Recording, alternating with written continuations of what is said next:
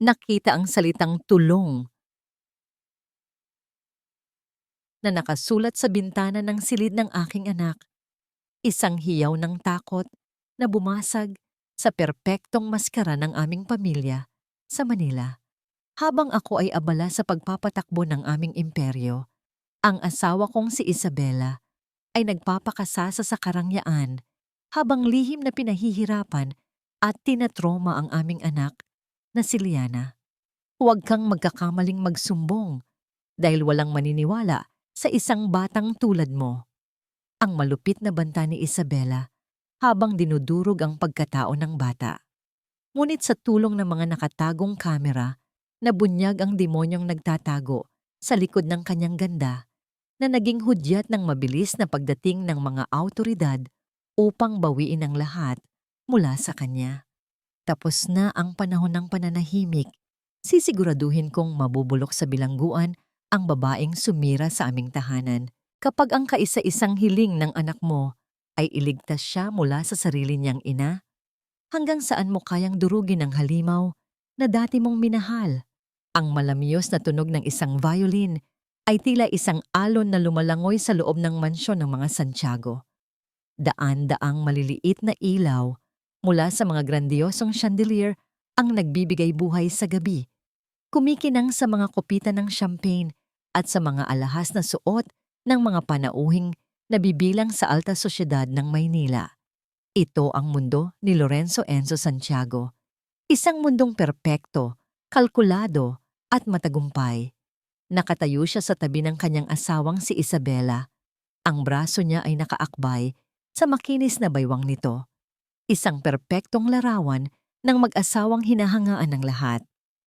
Ngumingiti si Enzo, tumatango sa mga bumabati, nakikipagkamay sa mga kasosyo sa negosyo. Ngunit ang kanyang isip ay nasa ibang lugar, nasa blueprint ng bagong proyektong itatayo sa Taguig, sa mga email na kailangan niyang sagutin, sa pulong na nakatakda bukas ng umaga. "Darling, Mr. Chua is complimenting the garden." Bulong ni Isabela sa kanya. Ang nangiti nito ay hindi nawawala sa kanyang mga labi. He said it's the most beautiful he has ever seen. "Of course," sagot ni Enzo. Ang boses niya ay magalang at kontrolado. "You personally supervise the landscape artist, my love. Your taste is impeccable." Hinalikan siya ni Isabela sa pisngi. Isang kilos na puno ng pagmamahal sa mata ng iba. Ngunit para kay Enzo, ito ay bahagi na lamang ng kanilang paulit-ulit na pagtatanghal. Matagal na silang ganito. Siya ang tagapagtayo ng imperyo at si Isabela ang tagapangalaga ng kanilang perpektong imahe. At sa tingin niya, sapat na iyon.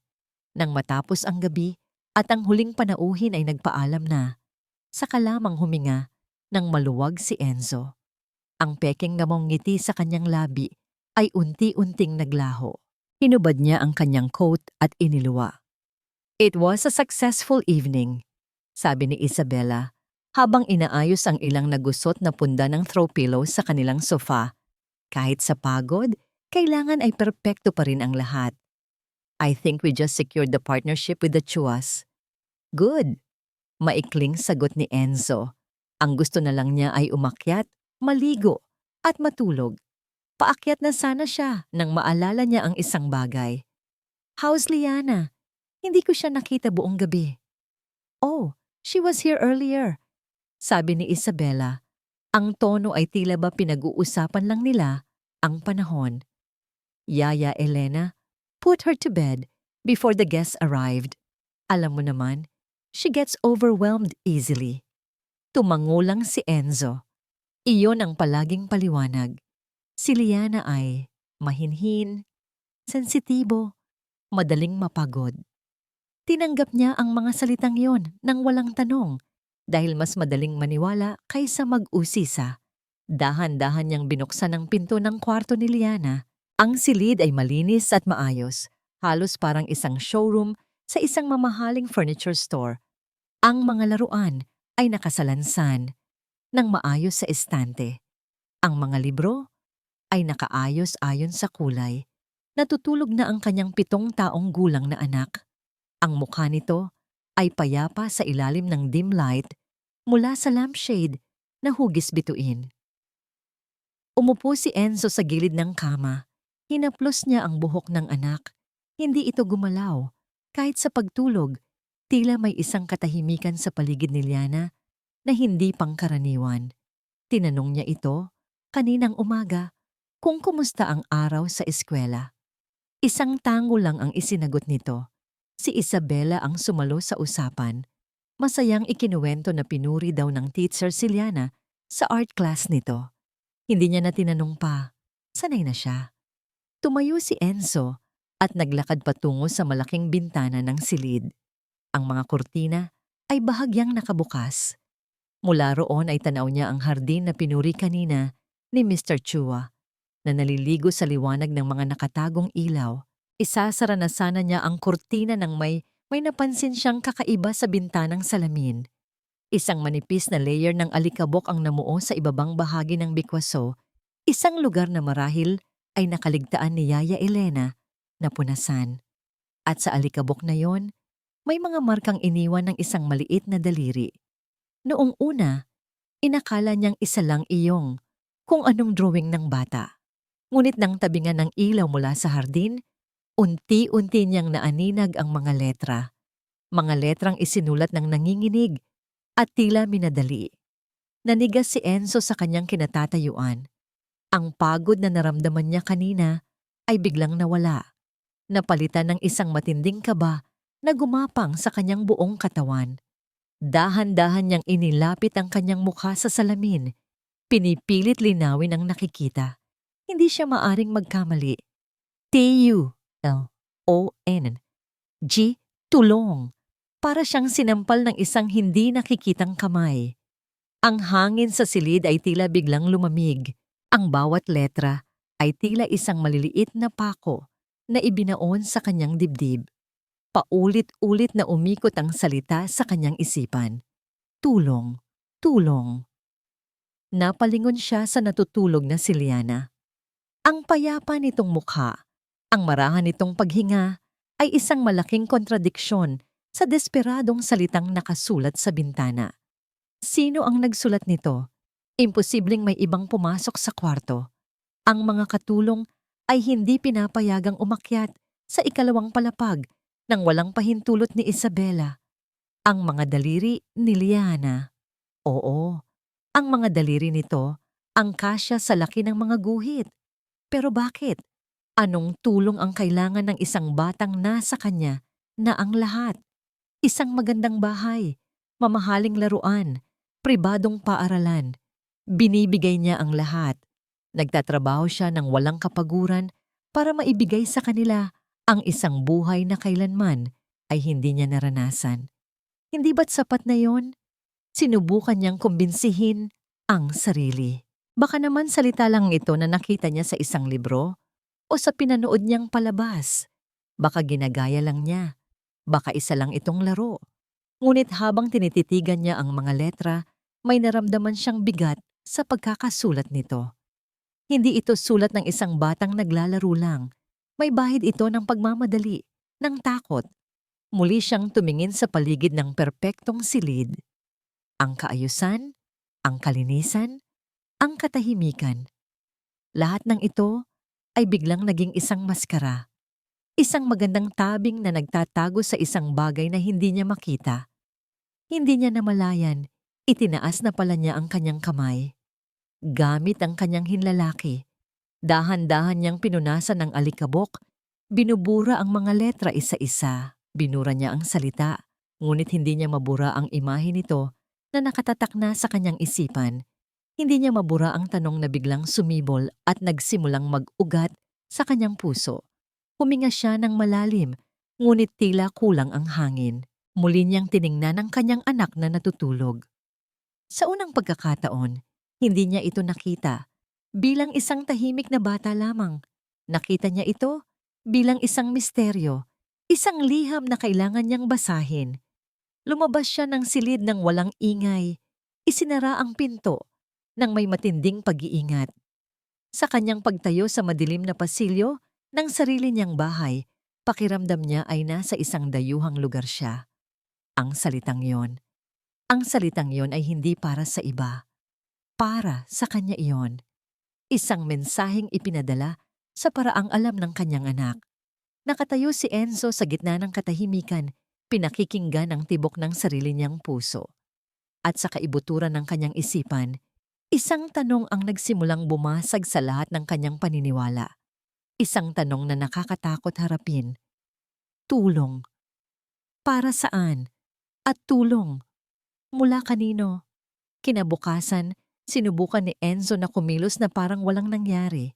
Sinubukan niyang isipin na ang salitang tulong ay isang bunga lang ng kanyang pagod na imahinasyon, isang laro ng isip. Ngunit ang salita ay tila isang multo na bumubulong sa kanyang tainga, sumisira sa karaniwang ritmo ng kanilang umaga. Ang sikat ng araw ay malayang pumapasok sa kanilang maluwag na dining hall. Ang amoy ng bagong lutong sinangag at sariwang kape ay lumulukob sa hangin. Si Isabela ay nakaupo sa kabisera ng mesa. Suot ang isang eleganteng silk robe. Ang kanyang buhok ay perpektong nakaayos kahit nakararating lang ng umaga. Nagbabasa siya ng balita sa kanyang tablet, isang larawan ng kalmado at sopistikadong ginang ng tahanan. Si Liana ay tahimik na kumakain sa kanyang pwesto. Bawat kilos niya ay maingat. Tila natatakot na makagawa ng ingay o makatapon ng kahit isang butil ng kanin. Pinagmasdan sila ni Enzo.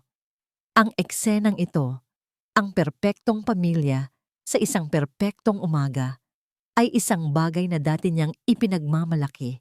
Ngayon, parang nanonood siya ng isang pelikula kung saan alam niyang may mali, pero hindi niya matukoy kung ano. Huminga siya ng malalim bago magsalita, sinisikap na panatilihing magaan ang kanyang tono. Liana, anak, may isinulat ka ba sa bintana mo kagabi? Ang tinidor na hawak ni Liana ay bahagyang kumatog sa kanyang plato.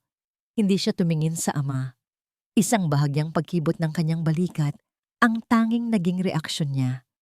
Bago pa man makapagsalita muli si Enzo, mabilis na ibinaba ni Isabela ang kanyang tablet. Isang perpektong nangiti ang agad na gumuhit sa kanyang mga labi. Ang nangiting iyon ay isang sandata. Maganda, nakakasilaw, at kayang itago ang lahat. Oh, that! Malambing na sabi ni Isabela. Nakita ko rin yan kagabi, darling, nung isasara ko ang mga kurtina. I'm sure it was just the neighbor's kids. Alam mo naman ang mga yon, mahilig sa pranks. Siguro'y umakyat sa pader habang may party tayo. I'll talk to their mother later. Ang paliwanag ay mabilis, makinis, at halos kapani-paniwala. Ngunit nakita ni Enzo ang paraan ng pagtingin ni Isabela kay Liana.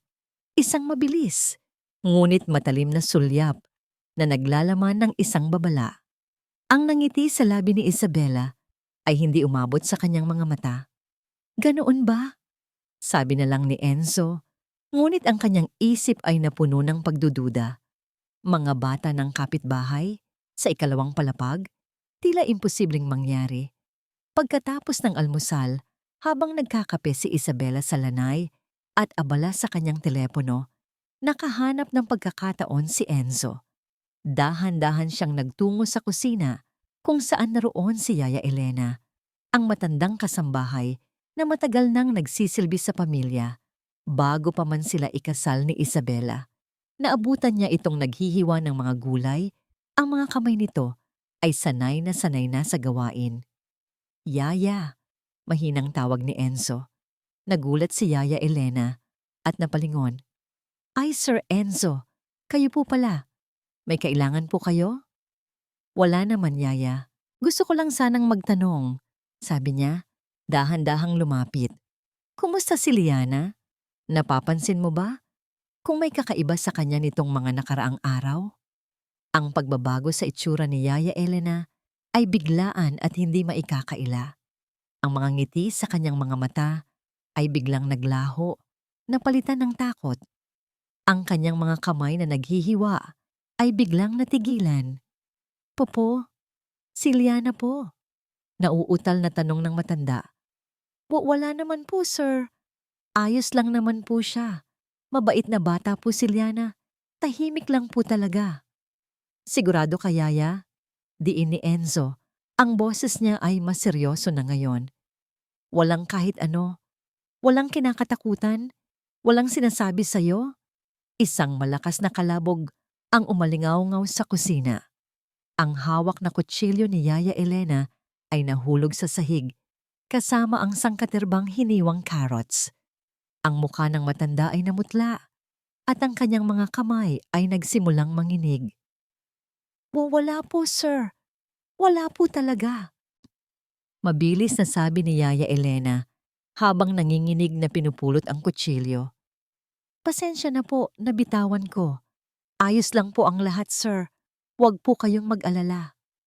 Ang kanyang desperasyon ay halos mas palpable kaysa sa kanyang mga salita. Umiiwas siya ng tingin, tila ba ang pagtingin kay Enzo sa mata ay isang malaking kasalanan. Umalis si Enzo sa kusina na may mas mabigat na damdamin.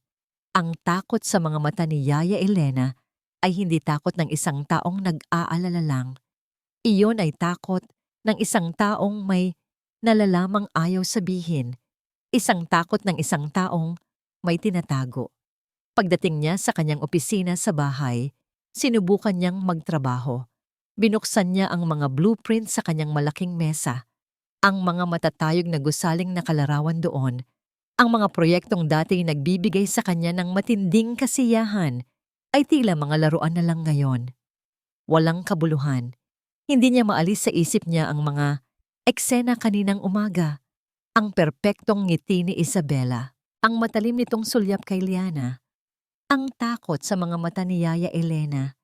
Lahat sila ay mga piraso ng isang palaisipan na hindi niya mabuo. Paulit-ulit na bumabalik sa kanya ang salitang, tulong. Isinara niya ang folder ng blueprint. Ang pagtatayo ng mga gusali ay madali. Ang pag-unawa sa kung ano ang nangyayari sa loob ng sarili niyang pamamahay ang mahirap. Binuksan niya ang kanyang laptop. For a moment, he just stared at the blank screen. Pagkatapos, sa isang iglap ng desisyon, nagsimula siyang mag-type sa search bar. Dahan-dahan, bawat letra ay tila may sariling bigat. A, I, D, D, E. S. Pinindot niya ang enter. Daan-daang resulta ang lumabas. Mga kamera na kasing liit ng butones. Mga kamera na nakatago sa mga orasan. Sa mga smoke detector. Sa mga teddy bear. Nag-scroll siya sa mga pahina. Ang puso niya ay kumakabog ng malakas sa kanyang dibdib. Alam niyang mali ito. Isang malaking paglabag sa tiwala. Sa privacy ng sarili niyang asawa't anak. Ngunit ano pa ang kanyang pagpipilian? Ang mga pader ng kanyang bahay ay may mga bibig na ayaw magsalita. Kailangan niya ng mga matang makakakita. Nakakita siya ng isang set, maliit, wireless, at madaling itago. Walang pag-aalinlangan, idinagdag niya ito sa kanyang cart at pinindot ang buy now. Nang lumabas ang confirmation page sa screen, your order has been confirmed. Napasandal si Enzo sa kanyang upuan. Tinitigan niya ang mga salitang iyon, ang malamig at digital na patunay ng kanyang desisyon. Alam niyang binabagtas niya ang isang hangganan na hindi na niya maaring balikan. Hindi na siya ang ama na nagbibigay lang ng material na bagay. Simula sa araw na ito, siya ay magiging isang espiya sa sarili niyang pamamahay. At sa hindi malamang dahilan, pakiramdam niya, ito ang unang pagkakataon na tunay niyang gagampanan ang pagiging isang ama. 2 araw ang lumipas, 2 araw ng pilit na pakikitungo, ng mga pekeng ngiti, at ng katahimikang mas maingay pa sa sigawan. Ang maliit na kahon na naglalaman ng mga kamera ay dumating sa kanyang opisina sa Makati. Maingat na itinago sa ilalim ng mga blueprint at papeles. Ang kailangan na lang niya ay ang tamang pagkakataon. Ang pagkakataong yun ay dumating sa anyo ng isang tawag mula sa isang kliyente sa Cebu.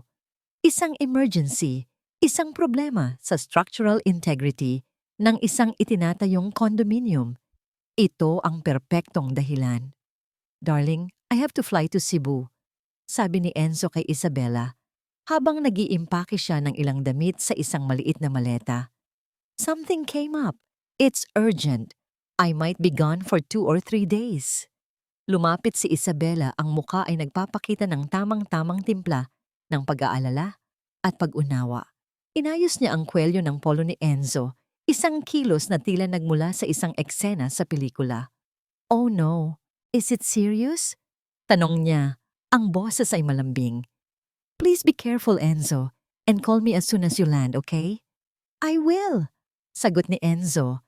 Nilalabanan ang pagnanasang umiwas sa mga mata nito. Hinalikan niya ito sa noo, isang malamig at walang buhay na halik. Take care of Liana for me. Of course, darling. We'll be fine. Sagot ni Isabela. Ang ngiti nito ay kasing perpekto ng dati. Ngunit hindi talaga pumunta ng Cebu si Enzo. Pagkatapos niyang magpahatid sa airport, kumuha siya ng taxi at nag-check-in sa isang business hotel sa Ortigas. Sapat ang layo para hindi mapansin, ngunit sapat ang lapit para makabalik agad kung kinakailangan. Ang kanyang plano ay simple. Hihintayin niyang sumapit ang hating gabi kung kailan ang lahat sa mansyon ay tulog na. Pagkatapos ay babalik siya para ikabit ang mga mata at taingang magsisilbing espiya niya. Ang paghihintay sa loob ng silid ng hotel ang isa sa pinakamahabang paghihintay sa kanyang buhay. Ang bawat tiktak ng orasan sa dingding ay tila isang malakas na dagundong. Nag-order siya ng room service ngunit halos hindi niya nagalaw ang pagkain. Ang isip niya ay nasa bahay, sa kanyang asawa, sa kanyang anak, at sa mga sikretong nakakubli sa mga pader nito. 2:00 ng madaling araw, nang sigurado siyang ang buong Corinthian Gardens ay nababalot na ng katahimikan, nagmaneho siya pabalik. Ipinarak niya ang kanyang inarkilang sasakyan sa isang madilim na eskinita, ilang kanto mula sa kanilang bahay. Gamit ang spare key na palagi niyang dala, dahan-dahan niyang binuksan ang gate sa likod bahay. Ang bawat maliit na tunog ay tila isang pagsabog sa katahimikan ng gabi. Ang sarili niyang bahay ay tila naging isang teritoryo ng kaaway. Ang bawat anino ay tila isang banta. Ang bawat ugong ng aircon ay nagpapakaba sa kanya. Umakyat siya sa 2nd palapag. Ang bawat hakbang ay maingat na tinatansya para hindi lumikha ng anumang ingay. Ang una niyang pinuntahan ay ang silid ni Liana. Dahan-dahan niyang pinihit ang seradura. Sa loob, tulog na tulog ang kanyang anak. Sa liwanag ng buwan na tumatagos sa bintana, tila isang anghel si Liana. Ngunit alam na ni Enzo na kahit ang mga anghel ay maaaring mga ilangan ng tulong. Kinuha niya ang unang kamera, kasing liit ng isang butones. Maingat niya itong idinikit sa mata ng isang malaking teddy bear na nakaupo sa isang silya sa sulok ng silid. Isang teddy bear na tanaw ang buong kama at ang malaking bahagi ng silid. Ang pangalawang kamera ay inilagay niya sa isang digital clock sa bedside table ni Liana. At ang pangatlo, sa isang maliit na butas sa likod ng isang makapal na frame ng litrato ng kanilang pamilya na nakasabit sa dingding. Pagkatapos ay nagtungo siya sa sala. Ikinabit niya ang isa pang kamera sa ilalim ng isang makapal na dahon ng isang indoor plant. Nakatutok sa malaking sofa kung saan madalas umupo si Isabela. Ang huli ay inilagay niya sa bookshelf, nakatago sa pagitan ng 2 makakapal na libro. Nang matapos siya, bumalik siya sa silid ni Liana para sa isang huling pagsilip. Tinitigan niya ang natutulog na bata. Malalaman ko rin ang totoo, anak. Bulong niya sa hangin. Pangako. Mabilis at tahimik siyang bumalik sa hotel. Ang araw ay malapit ng sumikat. Pagod na pagod siya, ngunit ang kanyang diwa ay gising na gising. Ikinonekta niya ang kanyang laptop sa network ng mga kamera. Isa-isang lumabas ang mga live feed sa kanyang screen, 5 maliliit na bintana na nagpapakita ng iba't ibang anggulo ng kanyang tahanan. Nagsimula na ang kanyang pagbabantay. Ang unang ilang oras ay tahimik at walang kakaiba. Napanood niya si Yaya Elena na pumasok sa silid ni Liana para gisingin ito. Napanood niya silang mag-almusal. Lahat ay normal. Lahat ay payapa. Sinimulan na niyang isipin na baka nga nagkamali lang siya. Baka praning lang siya. Ngunit bandang tanghali, isang eksena ang nagpatigil sa kanyang paghinga. Nasa sala si Isabela at Liana. Naglalaro si Liana sa sahig gamit ang kanyang mga pangkulay. Si Isabela naman ay may kausap sa telepono. Tumatawa at nakikipagkwentuhan. Marahil ay isa sa kanyang mga amiga. Biglang, isang krayon ang aksidenteng gumulong mula sa kamay ni Liana at tumama sa puting-puting Persian rug. Isang maliit, pulang marka ang naiwan nito. Nakita ito ni Isabela. Ang kanyang tawa sa telepono ay hindi nagbago. "Yes, of course, Mare. See you on Saturday." Masayang sabi niya bago ibaba ang tawag. Ngunit ang nangiti sa kanyang labi ay nawala sa sandaling ibinaling niya ang kanyang tingin kay Liana. Ang pagbabago sa kanyang muka ay tila isang kidlat. Ang malambing na ina ay biglang naglaho, napalitan ng isang babaeng may malamig at matalim na tingin. Hindi siya nagsalita. Tumayo lang siya, lumapit kay Liana at hinawakan ito ng mahigpit sa braso.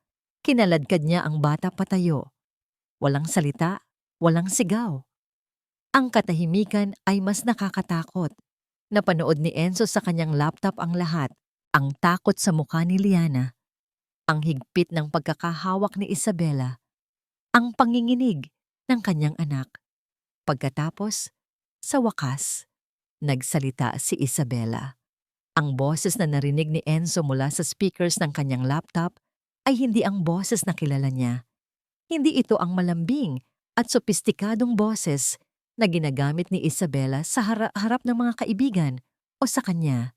Ito ay isang boses na malamig, walang emosyon at puno ng pagkasuklam. Isang bulong na mas matalim pa sa isang sigaw. "Umupo ka ng maayos, Liana. Huwag mo akong ipahiya." Ang mga salita ay simple, ngunit ang bigat nito ay tila isang malaking bato na dumagan sa dibdib ni Enzo. Ang pagpapahiya na tinutukoy ni Isabela ay isang maliit na marka ng krayon sa isang mamahaling carpet, isang aksidente na kahit sinong bata ay maaaring magawa. Tumingin si Enzo sa isa pang feed, ang camera mula sa kwarto ni Liana. Nakita niyang pumasok si Isabela, hila-hila pa rin ang bata. Tinulak niya si Liana papasok at saka isinara ang pinto. Hindi niya ito nilock, ngunit ang kilos ay malinaw. Ito ay isang pagpaparusa. Sa loob ng hotel room, napahawak ng mahigpit si Enzo sa gilid ng mesa. Ang kanyang mga buto sa daliri ay namuti. Isang nag-aalab na galit ang nagsimulang kumulo sa loob niya. Galit sa kanyang asawa at higit sa lahat, galit sa kanyang sarili. Gaano na katagal itong nangyayari? Ilang beses nang nanginig sa takot ang kanyang anak nang hindi niya nakikita? Ilang beses na siyang naging bulag sa loob ng sarili niyang pamamahay? Tinitigan niya ang screen. Sa feed ng sala, nakita niyang bumalik si Isabela na may dalang basahan at panlinis. Kalmado nitong nilinis ang marka ng krayon sa carpet. Ang bawat kilos ay kontrolado at mahinahon. Pagkatapos ay umupo itong muli sa sofa, kinuha ang kanyang telepono at nagsimulang mag-scroll na tila ba walang anumang nangyari. Ang kanyang mukha ay payapa, ang kanyang postura ay elegante. Isang perpektong ina, isang perpektong asawa, isang perpektong sinungaling. Sa isa namang screen, nakita ni Enzo si Liana, nakaupo sa sahig ng kanyang silid, yakap-yakap ang kanyang mga tuhod. Hindi ito umiiyak. Tahimik lang itong nakatingin sa kawalan. Ang katahimikang yon, naisip ni Enzo, ay mas masakit pakinggan kaysa sa pinakamatinding pag-iyak. Iyon pala ang ibig sabihin ng tulong. Hindi ito isang sigaw. Para sa saklolo, mula sa isang panganib na nakikita, ito ay isang bulong para humingi ng tulong mula sa isang panganib na hindi nakikita ng iba. Isang panganib na nagtatago sa likod ng perpektong nangiti at malambing na boses. Isang panganib na natutulog sa tabi niya gabi-gabi. Napatingin si Enzo sa kanyang refleksyon sa madilim na screen ng laptop. Nakita niya ang isang estranghero, isang lalaking nagtayo ng isang magandang bahay, ngunit nabigong gawin itong isang tunay na tahanan. Ngayon, alam na, alam na niya. Ang paglalagay ng mga kamera ay simula pa lamang. Hindi pa sapat ang makita lang ang katotohanan. Kailangan niyang maintindihan ito. At higit sa lahat, kailangan niyang tapusin ito. Ang tanong na lang ay paano? Ang mga sumunod na oras at araw ni Enzo sa loob ng hotel room ay naging isang uri ng personal na impyerno. Ang 4 na sulok ng silid ay naging kanyang selda. At ang screen ng laptop ang kanyang nag-iisang bintana sa isang mundong hindi na niya kilala, ang sarili niyang tahanan. Halos hindi na siya natutulog. Ang kanyang pagkain ay ang malamig na kape at ang galit na unti-unting kumakain sa kanyang sistema. Pinapanatili siyang gising, nagbabantay. Paulit-ulit niyang pinapanood ang mga live feed, naghahanap ng mga sagot, ngunit ang tanging nakikita niya ay mas marami pang tanong. Nakita niya kung paano hindi pinapansin ni Isabela Siliana kapag abala ito sa telepono, na tila ba ang bata ay isang muwebles lamang sa silid. Nakita niya kung paano nito pilit na isinusuot sa bata ang mga damit na halatang makati at hindi komportable para lang bumagay sa sarili itong OOTD. Mga maliliit na bagay, mga tila walang kwentang eksena. Ngunit kapag pinagsama-sama, ay bumubuo ng isang nakakakilabot na larawan ng emosyonal na kapabayaan at pagkontrol. Ang bawat eksena ay isang saksak sa kanyang puso, isang paalala ng kanyang pagkukulang. Siya ang nagbigay kay Isabela ng kapangyarihan. Siya ang nagbigay rito ng kalayaang gawin ang lahat. Sa ilalim ng maling akala na ang pagbibigay ng pera ay katumbas ng pagbibigay ng pagmamahal. Isang hapon, ang tensyon sa mansyon ay mas tumaas. Naghahanda si Isabela para sa isang importanteng charity ball. Nakasuot ito ng isang napakagandang puting bestida na nagkakahalaga ng ₱250,000. Nakatayo ito sa harap ng salamin sa kanilang sala, tinitingnan ang sarili mula sa bawat anggulo. Perpekto. Isang anghel na handang rumampa sa lipunan. Si Liana ay tahimik na nakaupo sa sahig, naglalaro ng kanyang mga manika. Maya-maya, tumayo ito. May hawak na isang maliit na baso ng grape juice na iniwan ni Yaya Elena para sa kanya. Lumapit ito kay Isabela. Ang mga mata ay may bahid ng paghanga. Tila may gustong sabihin. "Mommy!" Mahinang tawag ni Liana. Hindi lumingon si Isabela.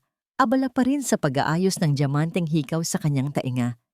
"What is it, Liana? Can't you see I'm busy? Mamaya na yan."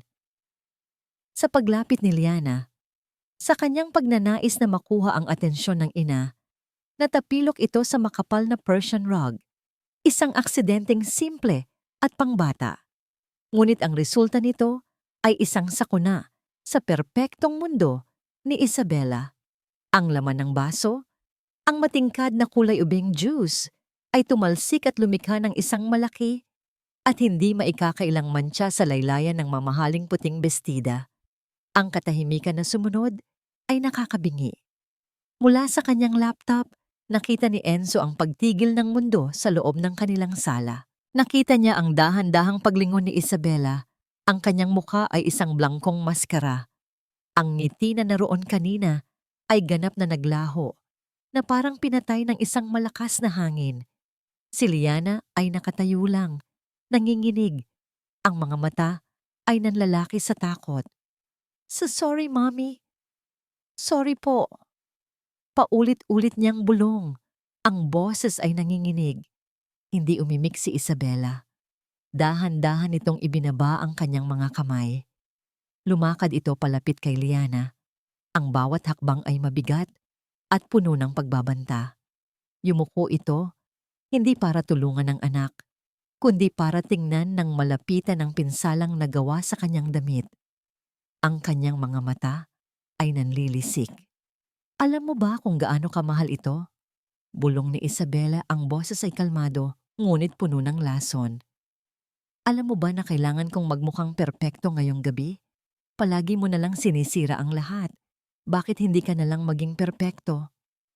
Pagkatapos ay hinawakan niyang muli si Liana sa braso, mas mahigpit kaysa dati. Kinaladkad niya ang umiiyak na bata, paakyat ng hagdan. Walang sigaw, walang mura. Tanging ang tunog lang ng mga humihikbing takot ni Liana ang maririnig. Ang kanilang anino sa pader ay tila isang halimaw na kumakain sa isang maliit na anghel.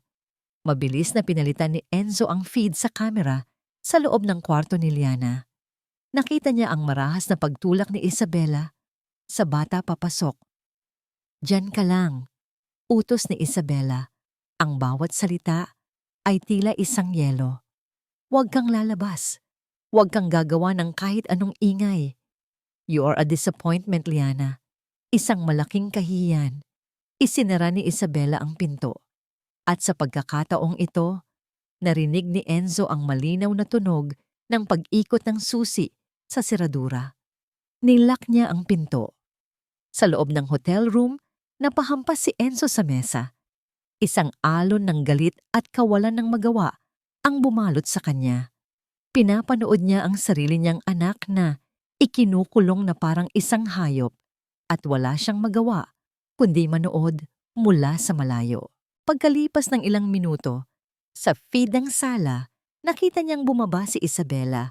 Nakasuot na ng ibang bestida, isang itim na tila nagluluksa sa pagkawala ng kanyang perpektong imahe. Kinuha nito ang kanyang clutch bag at bago umalis ay sumigaw ito, "Yaya, huwag na huwag mong bubuksan ang pinto ng kwarto ni Liana hanggat hindi ako bumabalik." At umalis ito na tila ba walang nangyari. Nagtungo sa isang party para ngumiti sa mga kamera at makipag-usap sa mga mayayaman, habang ang kanyang anak ay nakakulong, gutom, at umiiyak sa dilim. Hindi na kinaya ni Enzo. Ang kanyang pagtitimpi ay bumigay. Ang galit ay umapaw. Pinanood niya ang orasan. 1 oras, 2 oras, 3 oras. Si Liana ay nasa loob pa rin ng kwarto. Walang pagkain, walang tubig. Tanging ang mga kamera lang niya ang saksi sa tahimik na pagtangis ng bata hanggang sa ito ay mapagod at makatulog sa sahig, sa tabi ng pinto. Ito na ang hangganan. Tapos na ang pagmamasid. Tumayo si Enzo. Ang kanyang mga kamao ay nakakuyom. Tiningnan niya ang screen kung saan nakikita niya ang kanyang anak na nakabaluktot sa sahig. Ang pakiramdam ng pagkakasala ay tila isang lason na kumakalat sa kanyang mga ugat. Pinabayaan niya ang kanyang anak. Naging abala siya sa pagbuo ng isang imperyo sa labas, habang ang pinakamahalaga niyang yaman sa loob ay unti-unting winawasak. Sa sobrang galit, sa sobrang puot sa sarili, umikot siya at buong lakas na sinuntok ang pader ng hotel. Isang malakas na kalabog ang umalingaw-ngaw. Ang sakit sa kanyang mga daliri ay walang-wala kumpara sa sakit na nararamdaman ng kanyang puso. Isang butas ang naiwan sa pader. Isang pilat na sumasalamin sa butas na ngayon ay nararamdaman niya sa kanyang pagkatao. Ang pader na sinira niya ay simbolo ng mga pader na itinayo niya sa pagitan niya at ng kanyang anak. Hindi na siya makapaghintay. Hindi na siya maaring maging isang manonood lamang sa isang palabas na siya mismo ang isa sa mga dahilan. Kinuha niya ang kanyang susi at wallet. Isinara ang laptop nang hindi na tinitingnan pa ang mga imahe na nakatatak na sa kanyang isipan at nagmamadaling lumabas ng hotel. Wala na siyang pakialam sa Cebu. Wala na siyang pakialam sa mga kliyente o sa mga kontrata. Iisa lang ang nasa isip niya, si Liana. Habang nagmamaneho siya pauwi, ang bawat ilaw trapiko ay tila isang hadlang. Ang bawat sasakyan sa kanyang harapan ay isang kaaway. Ang kanyang mga kamay ay mahigpit na nakahawak sa manibela. Ang kanyang mga ugat ay lumilitaw. Sa isip niya, paulit-ulit na naglalaro ang mga salita ni Isabela. "Bakit hindi ka nalang maging perpekto? Sinisira mo ang lahat." Ang lahat ng yon ay sinabi sa isang 7 taong gulang na bata. Ang kanyang anak. ang kanyang dugo at laman, ang tinatawag niyang pag-ibig, ang pagbibigay ng kayamanan at karangyaan, ay isa palang malaking kasinungalingan. Isa itong suhol para patahimikin ang sarili niyang konsensya, para hindi niya makita ang katotohanang napakatagal na niyang iniiwasan. Nabigo siya bilang isang ama. Tapos na ang pagmamasid. Oras na para umuwi. Pagpasok ni Enzo sa mansyon, halos mabangga na niya ang sasakyan sa bilis. Ang marahas na pagtigil nito sa driveway ay isang anunsyo, isang pagwasak sa artipisyal na kapayapaan ng tahanan. Ang gwardiya ay natarantang binuksan ng pinto. Ang mukha ay nagtataka sa biglaang pagbabalik ng amo na dapat ay nasa Cebu. Ang katahimikan sa loob ng bahay ay mabigat, tila isang kumot na nakapatong sa mga mamahaling muebles. Ang unang sumalubong sa kanya ay si Yaya Elena. Nagulat na napahinto sa pagpupunas ng isang florera. Ngunit bago pa man ito makapagsalita, ang boses ni Isabela ay narinig mula sa itaas. Enzo? Darling? Is that you? Anong ginagawa mo rito? Akala ko ba? Ang boses niya ay natigil nang makita siya nitong nakatayo sa paanan ng hagdan. Ang mukha ay isang maskara ng kontroladong galit. Mabilis na bumaba si Isabela, ang kanyang mukha ay nagpapakita ng perpektong pag-aalala. My God, what happened? Bakit ka umuwi agad? May problema ba sa Cebu? Nilabanan ni Enzo ang pagnanasang isigaw ang lahat ng nakita niya. Hindi. Hindi pa ngayon. Ang isang direktang komprontasyon ng walang malinaw na plano ay isang pagkatalo. Alam niyang mas magaling maglaro si Isabela sa ganitong paraan. The problem was solved faster than expected. Kalmadong sagot ni Enzo. Ang boses ay hindi nagpapakita ng anumang emosyon. I decided to come home. Lumapit si Isabela at hinawakan ang kanyang braso. Ang mukha ay nagpapakita ng perpektong pag-aalala. You look exhausted, darling. Ang dami mo sigurong iniisip. Come, let's go upstairs. You need to rest. Ang paghawak niya ay malambing.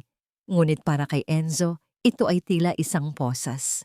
Dahan-dahan niyang inalis ang kamay nito. Mamaya na. Where's Liana? Ang nangiti ni Isabela ay bahagyang nag-atubili. Ngunit bumalik din agad. Nasa kwarto niya, nagpapahinga. She had a little tantrum earlier. Nag-inarte lang. You know how kids are. A tantrum, ulit ni Enzo. Ang salita ay walang lasa sa kanyang bibig. Tiningnan niya si Isabela ng diretso sa mata, sinusubukang humanap ng kahit katiting na bahid ng kasalanan. Wala siyang nakita. Tanging isang perpektong pagganap. Nang gabing iyon, ang hapunan ay isang pagtatanghal ng katahimikan. Si Enzo ay halos hindi kumikibo. Si Liana ay nakayuko lang sa kanyang pagkain, hindi tumitingin kahit kanino. Si Isabela ang tanging nagsasalita, masayang nagkukwento tungkol sa charity ball na dinaluhan niya, sa mga taong nakausap niya, sa mga papuring natanggap niya.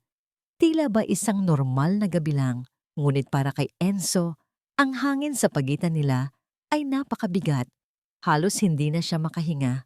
Pagkatapos ng hapunan, habang naghahanda na sila para matulog, sinimulan ni Enzo ang kanyang maingat na pag-atake. Narinig kong umiiyak si Liana kanina, sabi niya habang nagtatanggal ng kanyang relos. Noong kararating ko, it sounded bad, Bella. Napatigil si Isabela sa pagsusuklay ng kanyang buhok. Humarap ito sa kanya, ang mukha ay nagpapakita ng pagkagulat at pagtataka.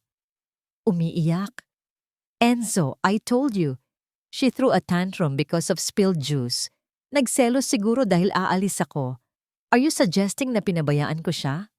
Ang kanyang boses ay may bahid ng sakit na tila ba siya ang nasasaktan sa paratang. I'm not suggesting anything, giit ni Enzo. I'm just saying what I heard. The house felt tense. Umiling si Isabela at lumapit sa kanya. Hinaplos nito ang kanyang pisngi. Darling, I think the pressure from work is getting to you. You're too stressed. Baka naman pagod ka lang, kaya kung ano-ano na ang naririnig mo. We are fine. Liana is fine. I am fine. Ang bawat salita niya ay isang patak ng lason, isang pagtatanim ng duda, hindi sa kanya, kundi sa sariling katinuan ni Enzo. Gaslighting. Ito pala ang itsura nito. Isang sining na pinag-aralan at pinakinis. Huminga ng malalim si Enzo. Natalo siya sa unang round. Tumango na lang siya at hindi na umimik pa. Kinabukasan, hinintay niyang umalis si Isabela para sa lingguhan nitong spa day kasama ang mga amiga. Ito na ang pagkakataon niya. Natagpuan niya si Yaya Elena sa laundry room, abala sa pagtutupi ng mga damit. Ang espasyo ay maliit at mainit, malayo sa malamig at maluwag na mga silid sa itaas. Isinara ni Enzo ang pinto. Napatalon sa gulat si Yaya Elena. Sir Enzo, ginulat niyo naman po ako. Kailangan nating mag-usap, Yaya. Seryosong sabi ni Enzo. At ayoko ng kasinungalingan. Namutla ang matanda. Pipo, tungkol po saan? Tungkol kay Liana? Sabi ni Enzo.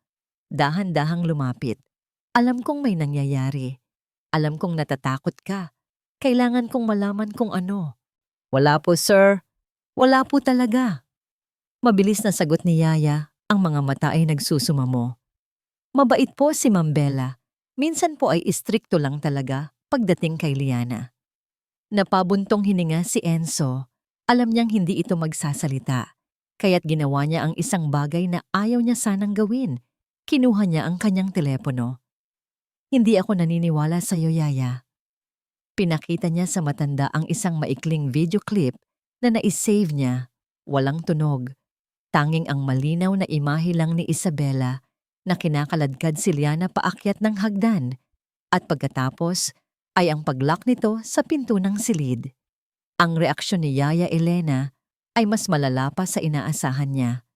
Ang kulay sa kanyang mukha ay tuluyang nawala. Nabitawan niya ang mga damit na kanyang tinutupi at ang mga ito ay nagsilaglagan sa sahig. Ang kanyang mga labi ay nanginginig at ang kanyang mga mata ay nanlaki sa purong takot. Bigla itong napaluhod sa sahig sa harap ni Enzo. Ang mga kamay ay magkadaop na tila nagdarasal.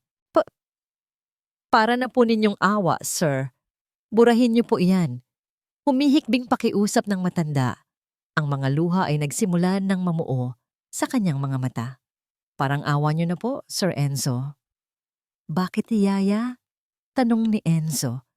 Ang puso niya ay nadudurog sa awa at pagkalito. Bakit ka mas natatakot sa video na to kaysa sa kalagayan ng anak ko? Umiling-iling si Yaya Elena. Ang mga luha ay tuluyan ng bumuhos. Hindi niyo po naiintindihan. Pakiusap po, sir. Burahin niyo na po iyan. At pagkatapos ay sinabi niya ang mga salitang nagpabago sa lahat. Mapapahamak po kami. Kami. Hindi ako. Kundi kami. Napatitig si Enzo sa nakaluhod na matanda. Sa isang iglap, lahat ay nagbago. Ang takot na nakikita niya ay hindi lang simpleng takot ng isang katulong sa kanyang amo. Ito ay isang takot na mas malalim, mas personal. Isang takot na hindi lang para sa sarili niya. Ang pader ng katahimikan na itinayo ni Yaya Elena ay hindi lang gawa sa takot. May iba pa. May mas mabigat na dahilan. Na-realize ni Enzo na ang asawa niya ay hindi lang malupit. Siya ay tuso. Mayroon siyang hawak kay Yaya Elena. Isang bagay na sapat na para gawin itong isang bulag at piping saksi sa lahat ng nangyayari. Isang blackmail. Ang mga salitang binitiwan ni Yaya Elena, mapapahamak po kami, ay umalingaongaw sa isipan ni Enzo na parang isang sirang plaka. Hindi na niya ito kinulit pa. Tinulungan niya itong tumayo, sinabing kalimutan na lang ang usapan, at umalis na, tila ba walang nangyari. Ngunit sa kanyang pag-alis, isang malamig na katotohanan ang bumalot sa kanya. Hindi niya makukuha ang sagot mula sa loob ng bahay. Ang takot na ipinakita ni Yaya ay mas malaki pa sa katapatan nito sa kanya. Ito ay isang takot na may malalim na pinag-uugatan. Kinailangan niyang lumabas para malaman ang sagot. Kinahapunan, bumalik siya sa kanyang opisina sa Makati. Sa loob ng kanyang pribadong silid na napapalibutan ng salamin at bakal, natanaw ang buong syudad, gumawa siya ng isang tawag sa isang pribadong investigador na minsan nang nakatulong sa kanya sa isang corporate case. Si Mr. David. "Enzo Santiago here." Simula niya, ang boses ay direkta at walang paligoy-ligoy. "I have a personal matter. It's sensitive. I need you to look into someone." "Of course, Mr. Santiago. Just send me the details." Sagot ng boses sa kabilang linya. "Her name is Elena Cruz. Yaya Elena. She works for me. I need to know everything about her. Her family, her life in the province, any problems, any debts, everything. I want it fast, David. Money is not an issue." Pagkatapos ng tawag, napasandal si Enzo sa kanyang upuan. Isang arkitekto na nagdidisenyo ng mga gusali, ngayon ay nagdidisenyo ng isang mapanganib na investigasyon laban sa sarili niyang pamilya. Napaka-imposible ng sitwasyon, ngunit kailangan niyang gawin. Ang salitang kami ang nagtulak sa kanya. Ang sumunod na mga araw ay isang ehersisyo sa pagtitimpi. Patuloy siyang umarte bilang isang mapagmahal na asawa at isang abalang ama. Ngunit sa likod ng kanyang mga mata, isang bagyo ang namumuo. Bawat ngiti ni Isabela ay tila isang insulto. Bawat pag-iwas ni Yaya Elena ay isang kumpirmasyon. Makalipas ang 3 araw, tumawag si Mr. David. "I have what you need, sir. Where do you want to meet?" Nagkita sila sa isang hindi gaanong mataong coffee shop sa San Juan. Isang maliit na sobrang Manila ang iniabot ni Mr. David sa kanya. Walang masyadong salita. Isang tango lang at umalis na ang investigador. Hindi binuksan ni Enzo ang sobre sa loob ng coffee shop. Dinala niya ito sa kanyang sasakyan. Doon, sa artipisyal na katahimikan ng kanyang de-aircon na kotse, habang ang mundo ay mabilis na gumagalaw sa labas, binuksan niya ito. Ang laman ay ilang piraso ng papel at mga litrato. Ang unang litrato ay larawan ng isang binatang, marahil ay nasa early 20s. Sa likod nito ay may sulat, Ryan Cruz, 23 years old, anak ni Elena Cruz. Ang mga sumunod na papel ay mga dokumento, mga bank statement, mga kopya ng mga text message, mga ulat mula sa isang barangay sa kanilang probinsya. Habang binabasa ni Enzo ang mga report, unti-unting nanikip ang kanyang dibdib. Si Ryan Cruz ay lulong sa sugal. Online sabong, tong-its, lahat na. At hindi lang iyon, may utang ito sa isang lokal na loan shark. Isang utang na nagkakahalaga ng halos 1,000,000 piso. Ngunit hindi iyon ang nakapagpatigil sa paghinga ni Enzo. Ang nakapagpatigil sa kanya ay ang mga kopya ng bank transfer. Linggo-linggo, sa loob ng halos 1 taon na, may naghuhulog ng eksaktong halaga para pambayad sa interes ng utang at ang pangalan na nasa likod ng mga transaksyon, Isabela Reyes Santiago, para siyang binuhusan ng nagyayelong tubig. Ito pala iyon. Ito ang kadena na nakatali sa leeg ni Yaya Elena. Hindi lang ito simpleng utang na loob. Ito ay isang bitag. Naintindihan na niya ngayon ang takot. Ang buhay ng anak nito ang nakataya. Pag-uwi niya ng gabing iyon, hindi na siya makatingin ng diretso kay Isabela. Ang maganda nitong muka ay tila mukha na ng isang demonyo. Ang kanyang pagiging sopistikada ay isang magandang balat na nagtatago sa isang makamandag na ahas. Hating gabi na nang bumaba siya sa kanyang opisina sa bahay, binuksan niyang muli ang kanyang laptop at ang mga recording mula sa mga nakatagong kamera. Ngayon, alam na niya kung ano ang hahanapin. Hindi na siya naghahanap ng pruweba ng pagmamaltrato. Naghahanap siya ng pruweba ng pagbabanta. Nag-fast forward siya sa daan-daang oras ng footage. Mga eksena sa sala, sa hardin, sa dining room. Hanggang sa nahanap niya ang isang recording 2 linggo na ang nakalipas. Isang eksena sa kusina. Walang ibang tao. Tanging si Isabela at si Yaya Elena lang. Pinanood niya. Noong una, tila naguutos lang si Isabela tungkol sa mga lulutuin. Ngunit biglang nagbago ang tono nito. Lumapit ito kay Yaya Elena. Ang boses ay naging malamig at walang emosyon. Narinig ko. Tumawag na naman daw ang pinagkakautangan ni Ryan, sabi ni Isabela. Hindi ito nakatingin sa matanda, abala sa pag-aayos ng mga bulaklak sa isang florera. Oo po, ma'am. Nanginginig na sagot ni Yaya Elena. Pero sinabi ko po na, I don't care what you said, putol ni Isabela. Ibinaling nito ang tingin sa matanda. At sa mga mata nito ay may isang babalang nakamamatay. Listen to me very carefully, Elena. I am the only thing standing between your son and a prison cell, or worse. Huminga ng malalim si Isabela bago binitiwan ang mga salitang tuluyang gumuho sa mundo ni Enzo. Isang salita mo lang sa asawa ko tungkol sa kahit anong nakikita mo sa bahay na to, bulong ni Isabela. Ang bawat salita ay tila isang patalim. Isang maling kilos mo lang at titigilan ko ang pagbabayad at hahayaan kong mabulok sa kulungan ang anak mo. Naiintindihan mo ba ako? Napalunok si Yaya Elena. Ang mga luha ay tahimik na dumadaloy sa kanyang pisngi. Isang tango lang ang naisagot niya. Pinatay ni Enzo ang video. Nakatitig siya sa blankong screen, ngunit ang nakikita niya ay ang buong larawan. Malinaw na malinaw. Hindi ito simpleng pagmamaltrato na dulot ng init ng ulo.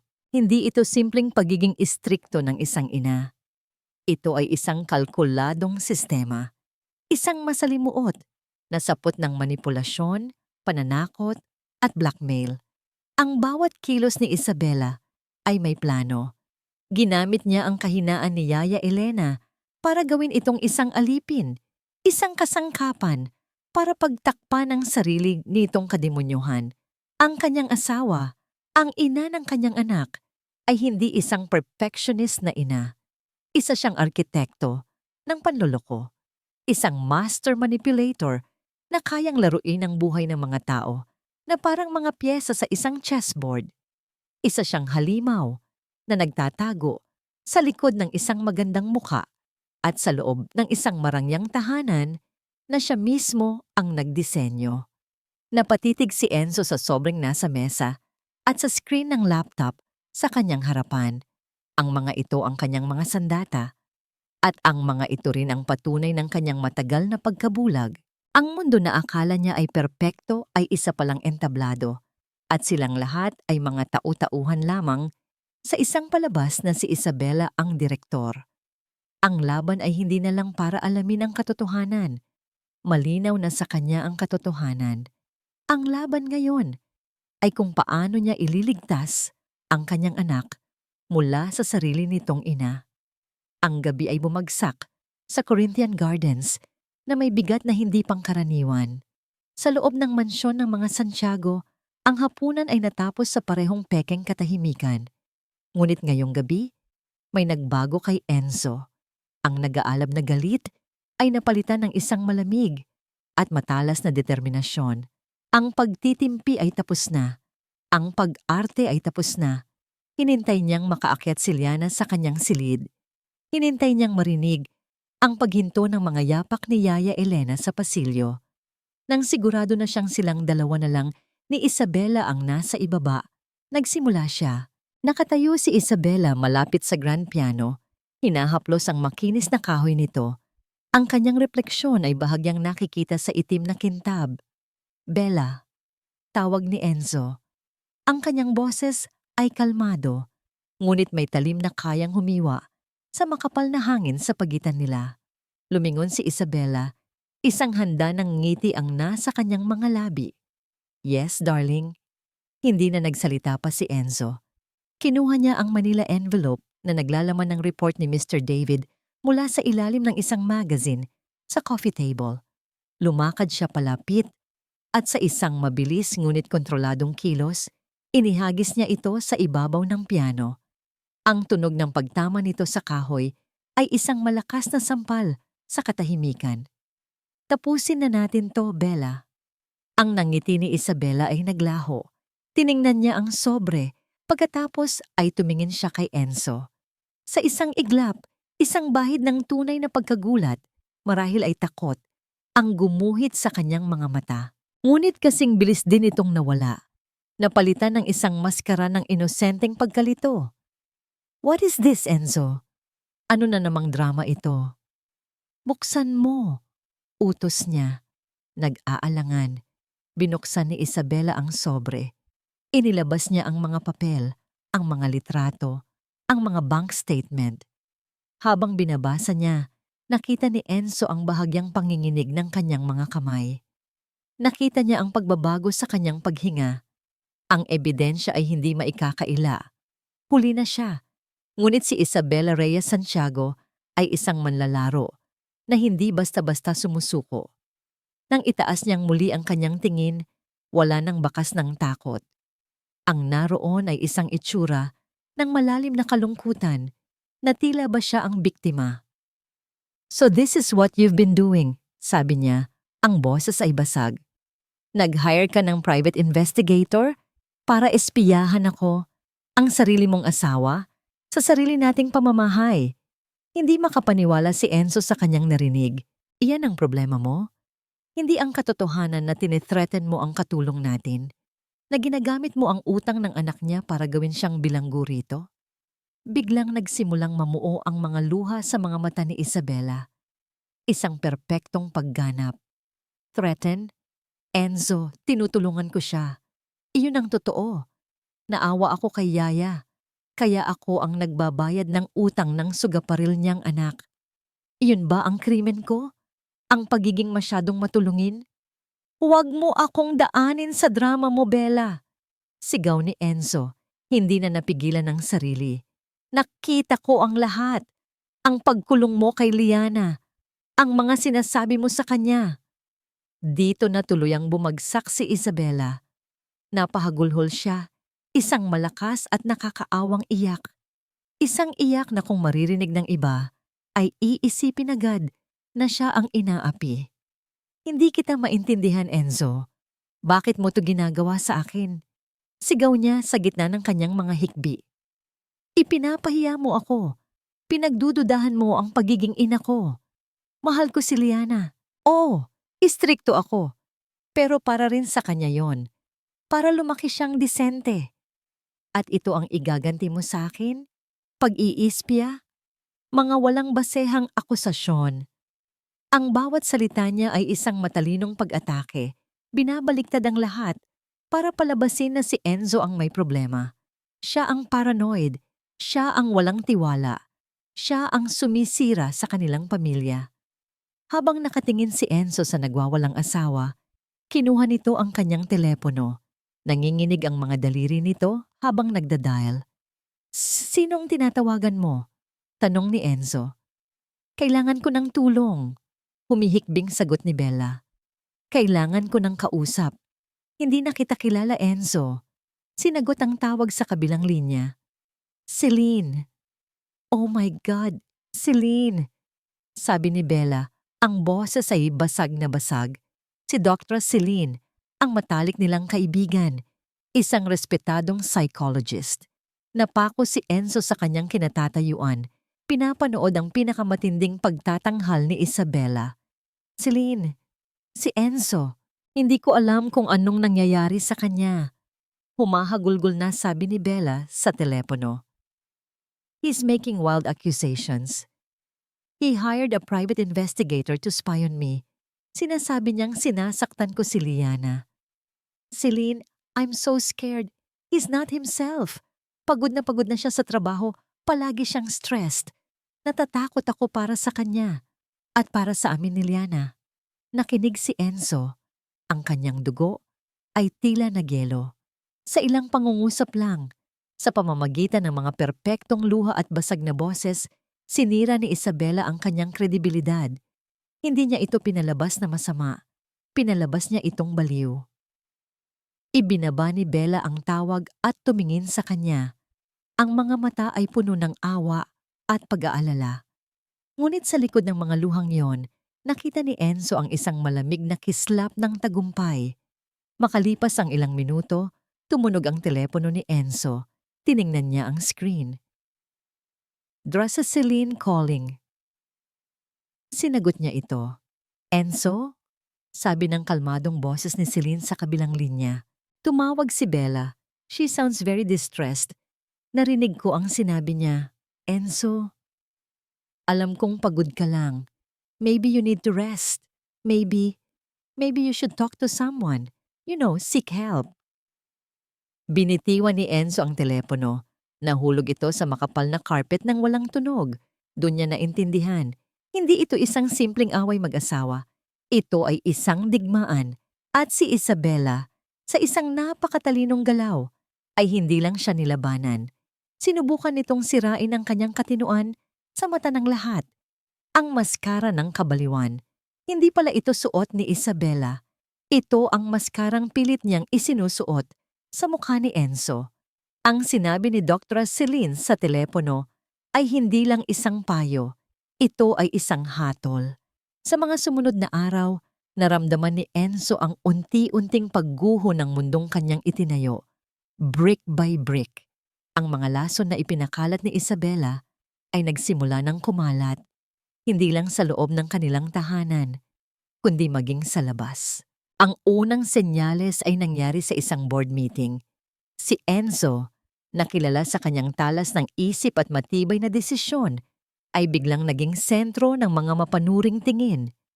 Habang ipinipresenta niya ang mga bagong plano para sa isang proyekto, napansin niya ang pagbubulungan ng dalawa sa kanyang mga board member. Pagkatapos ng pulong, nilapitan siya ni Mr. Tan, isa sa mga pinakamatagal na niyang kasosyo, at itinuturing na niyang pangalawang ama. Enzo, iho, sabi ng matanda, may pag-aalala sa kanyang boses. Ayos ka lang ba? You seem distracted lately. Parang ang lalim ng iniisip mo. I'm fine, Tito. Pilit ng ngiting sagot ni Enzo. Just a lot on my plate. Sigurado ka? Giit ni Mr. Tan. Nakausap ko si Celine sa isang event noong isang araw. She mentioned na medyo stressed ka raw. Tandaan mo, Enzo, walang masama sa pagpapahinga. Your health is the most important thing. Tumama ang mga salita ni Mr. Tan na parang sampal. Hindi ito simpleng pag-aalala. Ito ay isang mensahe. Kumalat na ang balita. Ang kwentong inimbento ni Bella. Ang kwento ng isang lalaking unti-unting nasisiraan ng bait dahil sa stress ay nakarating na sa kanyang profesional na mundo. Ang kanyang kakayahan bilang leader ay kinukwestiyon na ngayon. Ang mga tawag mula sa mga kaibigan ay sumunod. Mga tawag na puno ng pekeng pag-aalala na halatang-halata na si Isabela ang nag-udyok. Enzo, pare, nabalitaan namin. Kumusta ka na? Sabi ng isang kaibigan sa golf. Tinawagan kami ni Bella.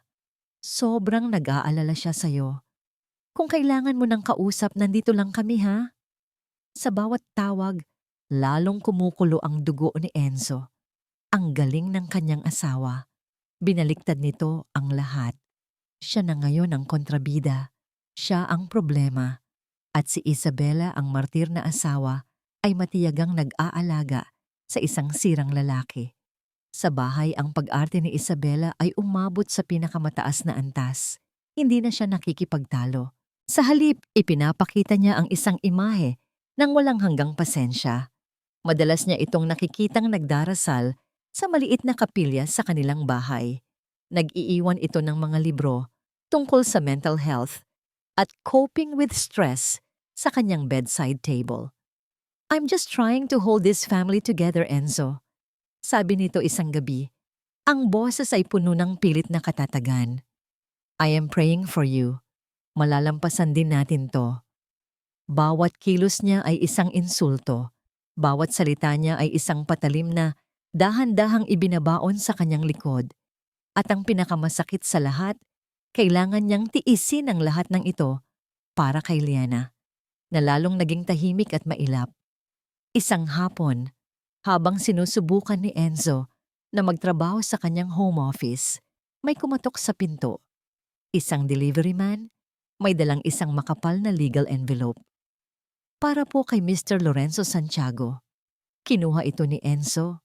Ang kanyang puso ay biglang kumabog ng mabilis. Dahan-dahan niyang pinunit ang sobre. Sa loob, naroon ang mga papeles na babago sa lahat. Nakatitig siya sa mga salitang nakaprint sa itim na tinta. Mga salitang legal, komplikado, ngunit ang kahulugan ay malinaw na malinaw. Petition for a temporary restraining order. Binasa niya ang mga dahilan, ang kanyang erratic behavior, ang kanyang paranoid accusations, ang pag-hire niya ng private investigator na pinalabas na isang uri ng stalking, ang kanyang violent outburst, ang pagsuntok sa pader ng hotel, isang detalyeng nakuha siguro ni Bella mula sa kaibigang nagmamay-ari ng hotel, at ang pinakamatinding kasinungalingan sa lahat.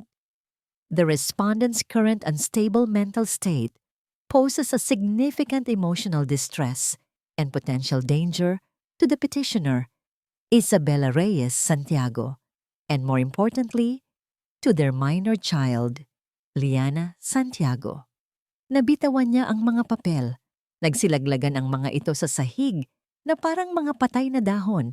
Ito na pala ang huling alaat ni Isabella.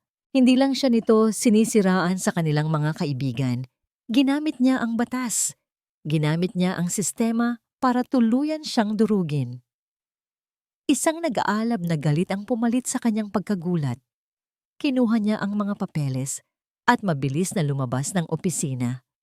Kailangan niyang harapin si Isabella. Kailangan niyang tapusin ang kabaliwang ito. Ngunit pagdating niya sa sala, hindi lang si Isabella ang naroon. Kasama nito ang kanilang pamilyar na abogado at 2 security guard ng kanilang subdivision. Handa na sila. Hinihintay na siya. Enzo, sabi ng abogado sa isang kalmado at propesyonal na tono, I think you've received the documents. For everyone's peace of mind, it would be best if you cooperate. Cooperate? You want me to leave my own house? Hindi makapaniwalang sigaw ni Enzo. Tumingin siya kay Isabella na nakatayo sa likod ng abogado. Ang muka ay isang perpektong maskara ng kalungkutan.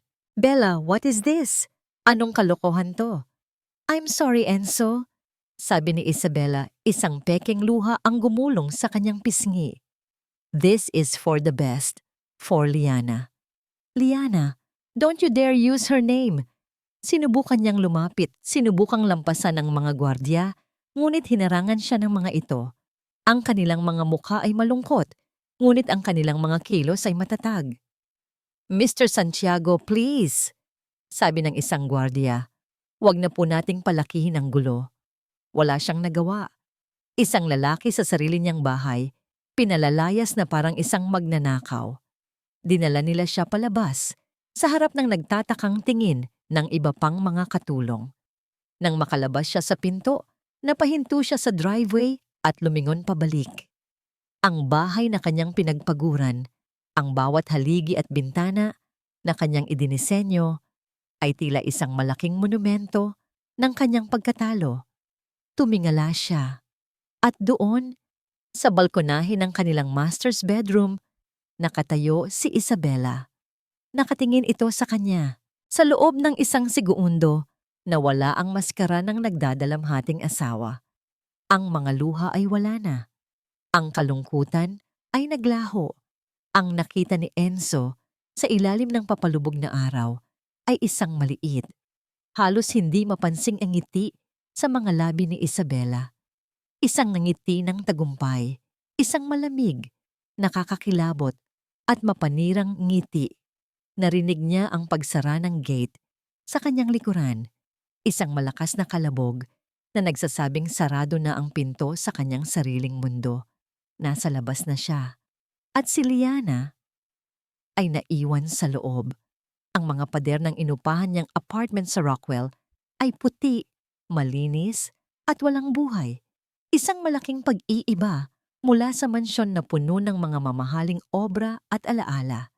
Ngunit para kay Enzo, pareho lang ang pakiramdam. Isa itong kulungan.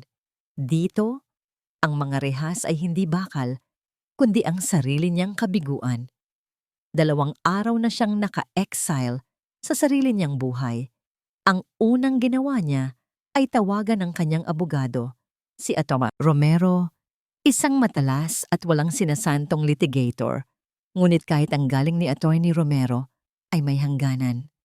"The situation is not in our favor, Enzo," sabi ng abogado sa kanilang pulong. Ang mesa sa pagitan nila ay puno ng mga dokumento na nagsisilbing testamento sa galing ni Isabela.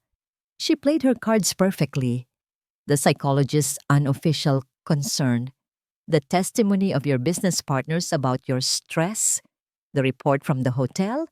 On paper, you look unstable, and she looks like a terrified wife and mother trying to protect her child. "But I have proof!" Git ni Enzo. Ang kanyang boses ay puno ng desperasyon. "I have videos, Atty. Romero. I have the private investigator's report." Umiling si Atty. Romero. "And how did you get those videos?" "Through illegal surveillance.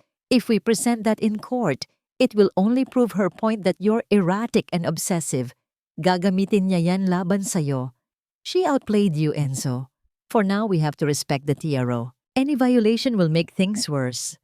Lumabas si Enzo sa opisina ng abogado na tila ba isang sundalong sugatan mula sa isang digmaang natalo na siya bago pa man magsimula. Ang batas, na dapat ay kumakampi sa tama, ay naging sandata ng isang sinungaling. Wala na siyang ibang maisip na paraan. Tinawagan niya ang telepono sa bahay. Si Yaya Elena ang sumagot. "Yaya, si Enzo to. Pakausap kay Liana, please." Narinig niya ang takot sa paghinga ng matanda. "Sir, hindi po pwede. Mahigpit po ang bilin ni ma'am." At biglang naputol ang linya. Sinubukan niyang tawagan ang cellphone ni Yaya. Hindi ito sumasagot. Ang cellphone ni Liana, na para lang sa mga laro, ay nakapatay.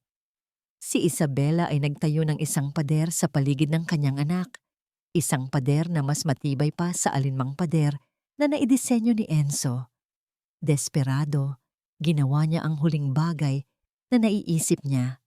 Nagmaneho siya papunta sa pribadong paaralan ni Liana. Alam niyang labag ito sa TRO na nagsasabing hindi siya maaaring lumapit sa anak.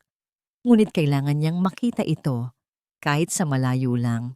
Pinarada niya ang kanyang sasakyan sa kabilang kalye sa ilalim ng isang malaking puno ng akasya.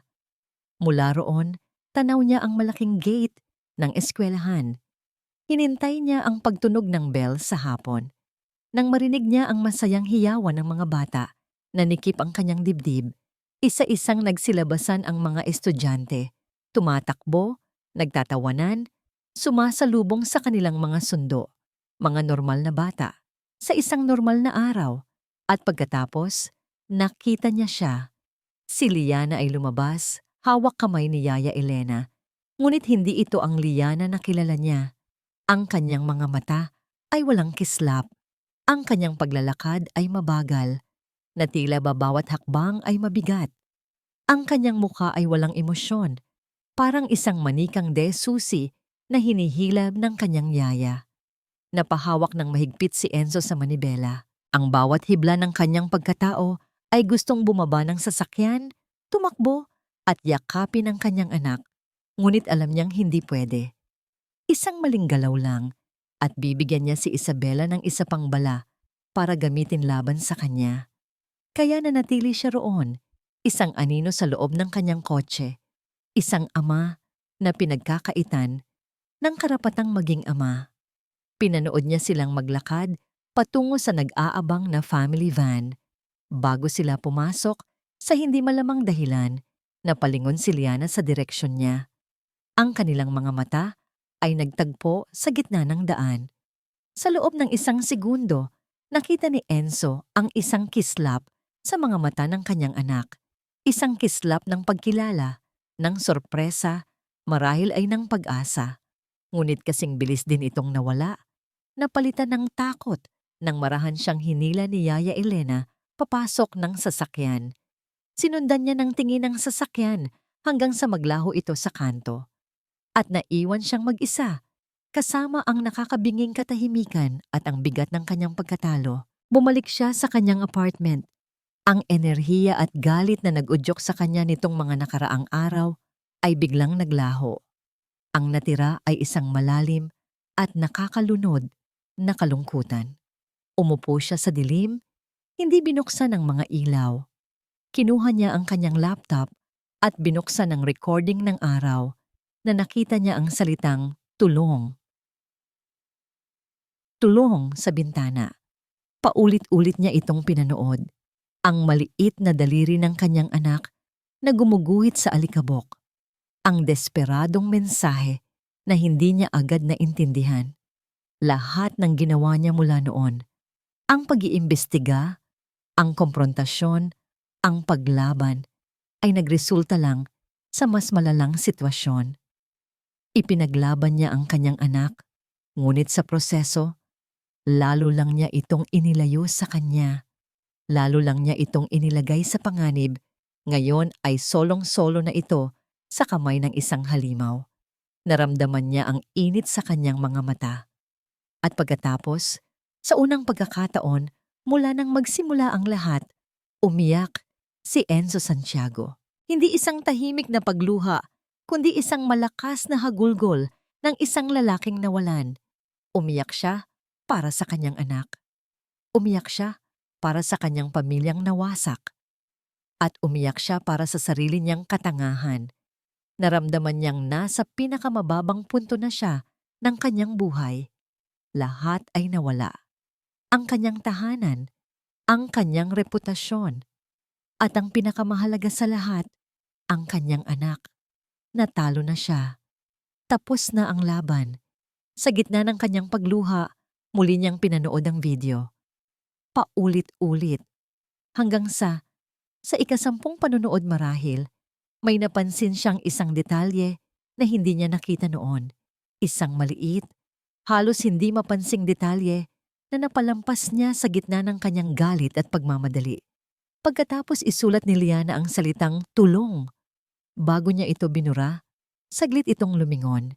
At sa paglingon niyang yon, ang kanyang mga mata ay hindi tumingin sa kawalan. Tumingin ito ng diretso sa isa sa mga kamera na ikinabit ni Enzo. Ang kamera na nakatago sa mata ng malaking teddy bear. Napahinto sa pag-iyak si Enzo. Napatitig siya sa screen. Para bang ang kanyang anak, sa isang paraan na hindi niya maintindihan, ay alam na nandoon siya. Alam niyang may nakatingin. Alam niyang may nakikinig. Ang mensaheng iyon, ang salitang tulong, ay hindi isang random na sigaw sa dilim. Ito ay isang mensaheng direkta para sa kanya. Isang maliit na sinulid ng pag-asa ang biglang sumibol sa gitna ng kanyang nawasak na mundo. Hindi pa tapos ang laban dahil ang kanyang anak ay umaasa pa rin sa kanya. Ang imahe ni Liana na nakatingin ng diretso sa kamera ay isang apoy na muling nagsindi sa naupos na pag-asa sa puso ni Enzo. Ang pag-iyak ay huminto. Ang bigat ng pagkatalo ay napalitan ng isang matibay at malamig na determinasyon. Tama na ang pagiging emosyonal. Tama na ang pagiging padalos-dalos. Natalo siya dahil sinubukan niyang labanan ang isang tuso at kalkuladong halimaw gamit ang purong galit. Ngayon, lalabanan niya ito gamit ang sarili nitong armas, diskarte at stratehiya. Kinabukasan, ang unang ginawa niya ay hindi tawagan ang kanyang abogado. Sa halip, hinanap niya ang numero ng isang tao na matagal na niyang hindi nakakausap ng personal, ang tunay na child psychologist ni Liana. Hindi si Dr. Celine na kaibigan ni Bella, kundi si Dr. Alena Reyes, isang respetadong espesyalista na inirekomenda ng paaralan ni Liana noon.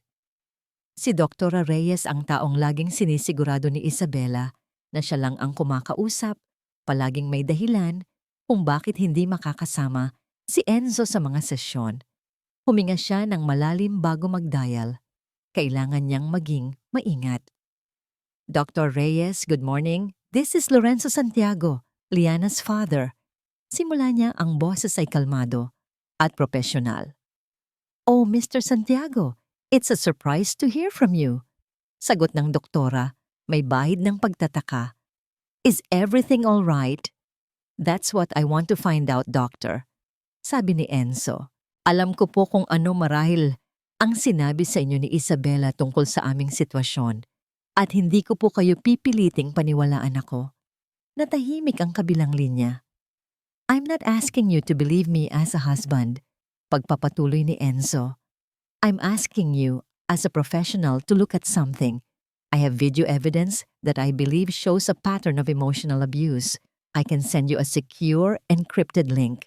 All I ask is for you to watch it and give me your unbiased, professional opinion. For Liana's sake. May pag-aalinlangan sa boses ni Dr. Reyes. Mr. Santiago, this is highly unorthodox. I cannot involve myself in marital disputes. This is not a marital dispute, doctor. This is about the welfare of your patient. Mariing sabi ni Enzo. Please, before you say no, just watch it. That's all I ask. Pagkatapos ng mahabang katahimikan, pumayag ang doktora. Ipinadala ni Enzo ang link na naglalaman ng mga pinakamatitinding video clips, ang pagkulong, ang mga masasakit na salita, ang pananakot. Makalipas ang 1 oras, tumawag pabalik si Dr. Reyes. Ang boses niya ay ganap ng nagbago. Wala na ang propesyonal na distansya. Ang naroon ay pagkaalarma at matinding pag-aalala. Mr. Santiago, I've seen it. Oh my God. This is much worse than I thought. Ang palaging sinasabi sa akin ni Isabela ay behavioral issues daw ni Liana ang problema. Pero base sa nakita ko, my God. I know, doctor. Sabi ni Enzo, nakahinga ng maluwag sa unang pagkakataon. May kakampi na siya, isang kakampi na may kredibilidad. Ang pangalawang hakbang ay mas delikado. Kinailangan niyang palayain si Yaya Elena mula sa pagkakatali kay Isabela. Tinawagan niya si Attorney Romero. Attorney, I need you to do something for me. Off the record, sabi ni Enzo. I'm sending you the details of a loan shark and his client. I want you to pay off the entire debt, all of it, anonymously. Use a proxy, I don't care how you do it, but my name or my firm's name should not appear anywhere.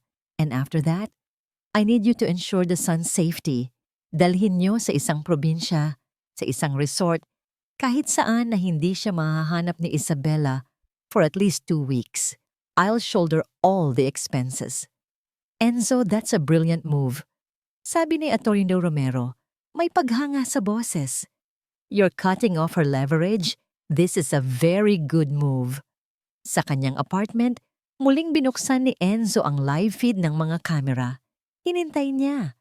Pagkalipas ng ilang oras, sa feed ng kusina, nakita niya ang eksenang hinihintay niya.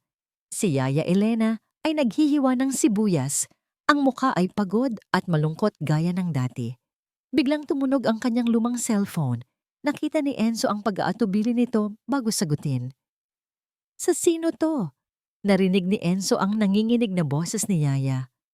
Nakinig si Enzo habang nagbabago ang ekspresyon sa mukha ng matanda.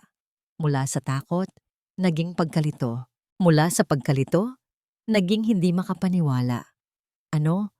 Bayad na lahat? Paanong? Sinong nagbayad? Hindi marinig ni Enzo ang sagot, ngunit nakita niya ang reaksyon. Napabitaw si Yaya Elena sa kanyang cellphone. Napahawak ito sa mesa para suportahan ang sarili. At pagkatapos, napaluhod ito sa sahig at nagsimulang humagulgol. Hindi iyak ng takot o kalungkutan, kundi iyak ng matinding pasasalamat at ginhawa. Salamat sa Diyos. Salamat. Ligtas na ang anak ko. Salamat po.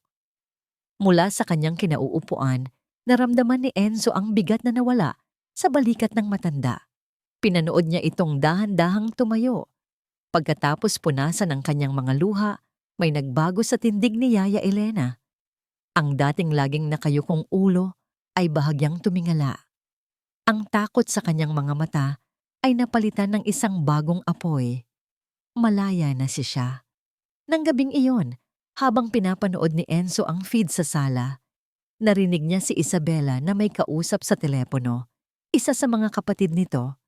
Yes, tita. I'm arranging a small family get-together this Sunday. Just for us. Para na rin makita ninyo si Liana at para malaman ninyo ang pinagdadaanan namin. Sabi ni Bella, ang boses ay puno ng pilit na katatagan ng isang biktima. I just need my family's support right now. I need them to see how much I'm suffering, how I'm trying to be strong for my daughter. Napangiti si Enzo. Isang malamig at kalkuladong ngiti. Ang huling plano ni Isabela, ang pag-atake para makuha ang simpatya ng buong pamilya at tuluyan siyang ihiwalay sa kanila. Pero hindi niya alam ang entabladong kanyang itinatayo para sa sarili niyang drama ay ang siya ring entabladong paglalabasan ng lahat ng kanyang mga multo. Magaling, Bella. Bulong ni Enzo sa screen ng laptop. Magaling. Hahayaan niyang itayo ni Isabela ang kanyang perpektong entablado. Hahayaan niyang tipunin nito ang lahat ng manonood dahil sa Linggo, hindi siya ang bida. At tiyak na hindi siya ang kontrabida. Sa Linggo, siya ang magiging direktor ng huling akto ng palabas na ito. Ang Linggo ng hapon ay perpekto. Ang sikat ng araw ay may gintong kulay na marahang pumapasok sa malalaking bintana ng kanilang sala. Nagbibigay buhay sa mga sariwang puting bulaklak na personal niyang inayos sa bawat mesa. Ang hangin ay puno ng amoy ng mamahaling pabango at ng masarap na pagkaing inihanda para sa kanyang pamilya. Nakatayo si Isabela sa gitna ng lahat, isang reyna sa kanyang palasyo.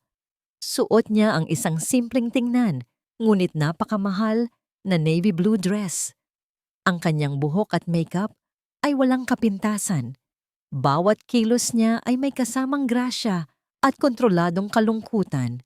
Siya ang bida sa trahedyang ito. Siya ang martir. Naroon ang buong pamilya Reyes, ang kanyang makapangyarihang ama, ang kanyang sosyal na ina, ang kanyang dalawang kapatid na babae, kasama ang kani-kanilang asawa. Naroon din ang ilang piling kamag-anak mula sa panig ni Enzo na alam niyang mas kakampi sa kanya. Bella, iha, you look so tired. Sabi ng kanyang ina, hinahaplos ang kanyang likod. We are all so worried about you. Isang maliit at malungkot na ngiti ang isinukli ni Isabela. I have to be strong, Mom, for Liana. Tiningnan niya si Liana na tahimik na nakaupo sa isang sulok, naglalaro ng puzzle.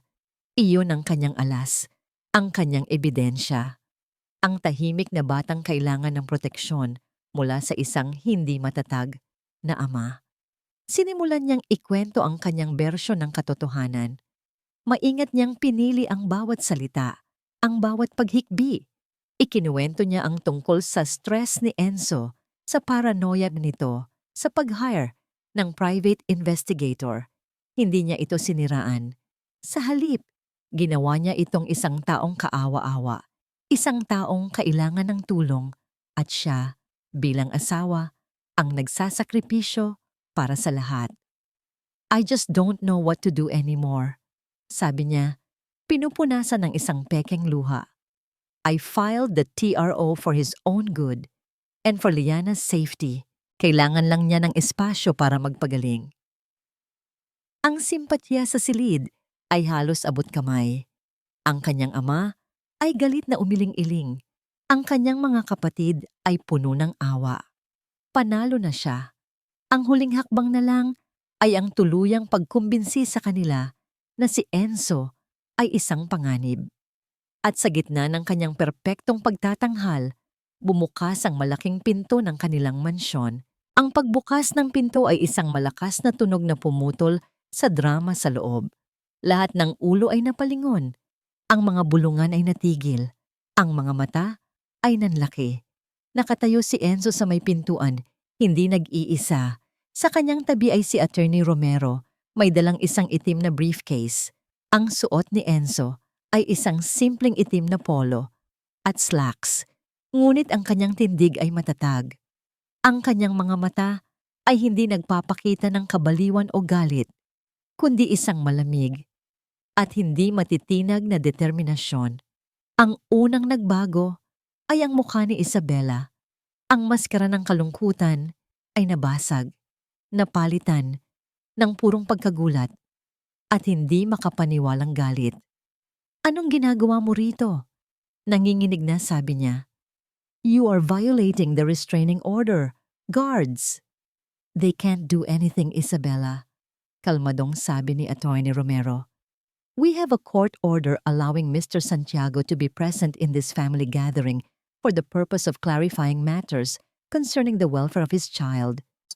Bago pa man makasigaw muli si Isabela, isa pang tao ang pumasok mula sa likuran ni Enzo, si Yaya Elena. Ngunit hindi ito ang Yaya Elena na kilala ng lahat. Ang dati laging nakayukong matanda ay ngayon, bagamat nanginginig pa rin, ay nakatingin ng diretso. Ang takot sa kanyang mga mata ay naroon pa. Ngunit natatabunan na ito ng isang bagong tapang. "Tito, tita, mga kapatid," sabi ni Enzo. Ang boses niya ay malinaw at umalingaw-ngaw sa buong silid. "I'm sorry to interrupt this performance, pero may mga bagay kayong kailangang malaman. Mga bagay na matagal nang itinatago sa bahay na to." "This is ridiculous! Huwag kayong maniwala sa kanya," sigaw ni Isabela, sinusubukang bawiin ang kontrol. "Yaya, what is the meaning of this? Umalis ka rito." Ngunit hindi gumalaw si Yaya Elena. Sa halip, humakbang ito pasulungi. "Patawad po, Ma'am Bella," sabi ng matanda. Ang boses ay basag ngunit matatag. "Pero hindi ko na po kayang manahimik." At nagsimula siyang magsalita. Ikinuwento niya ang lahat. Ang utang ng kanyang anak, ang lingguhang pagbabayad ni Isabela, ang pananakot, ang pagbabanta. Ikinuwento niya ang mga gabing naririnig niyang umiiyak si Liana sa loob ng nakalak na silid. Habang nagsasalita si Yaya, isa pang bisita ang dumating, si Dr. Alena Reyes. "Good afternoon," sabi ng doktora sa pamilya. "My name is Dr. Reyes. I am Liana Santiago's official psychologist. Hindi po ako sang-ayon sa mga diagnosis ng stress o paranoia na ibinibintang kay Mr. Santiago. Sa katunayan, base sa mga ebidensyang ipinakita niya sa akin, I am gravely concerned for the emotional and psychological well-being of my patient, Liana, who has been subjected to a consistent pattern of emotional manipulation and intimidation." Ang bawat salita ng doktora ay isang pako sa kabaong ng mga kasinungalingan ni Isabela. Ang kanyang ama ay napaupo. Ang mukha ay hindi maipinta. Ang kanyang ina ay napahawak sa bibig. "Mga kasinungalingan," sigaw ni Isabela. Ang kanyang boses ay umaakyat sa isang mataas at desperadong tono. "Binayaran niya kayong lahat. How much did he pay you, Yaya? Ikaw, doktora? Magkano?" "Hindi pa tayo tapos, Bella," sabi ni Enzo.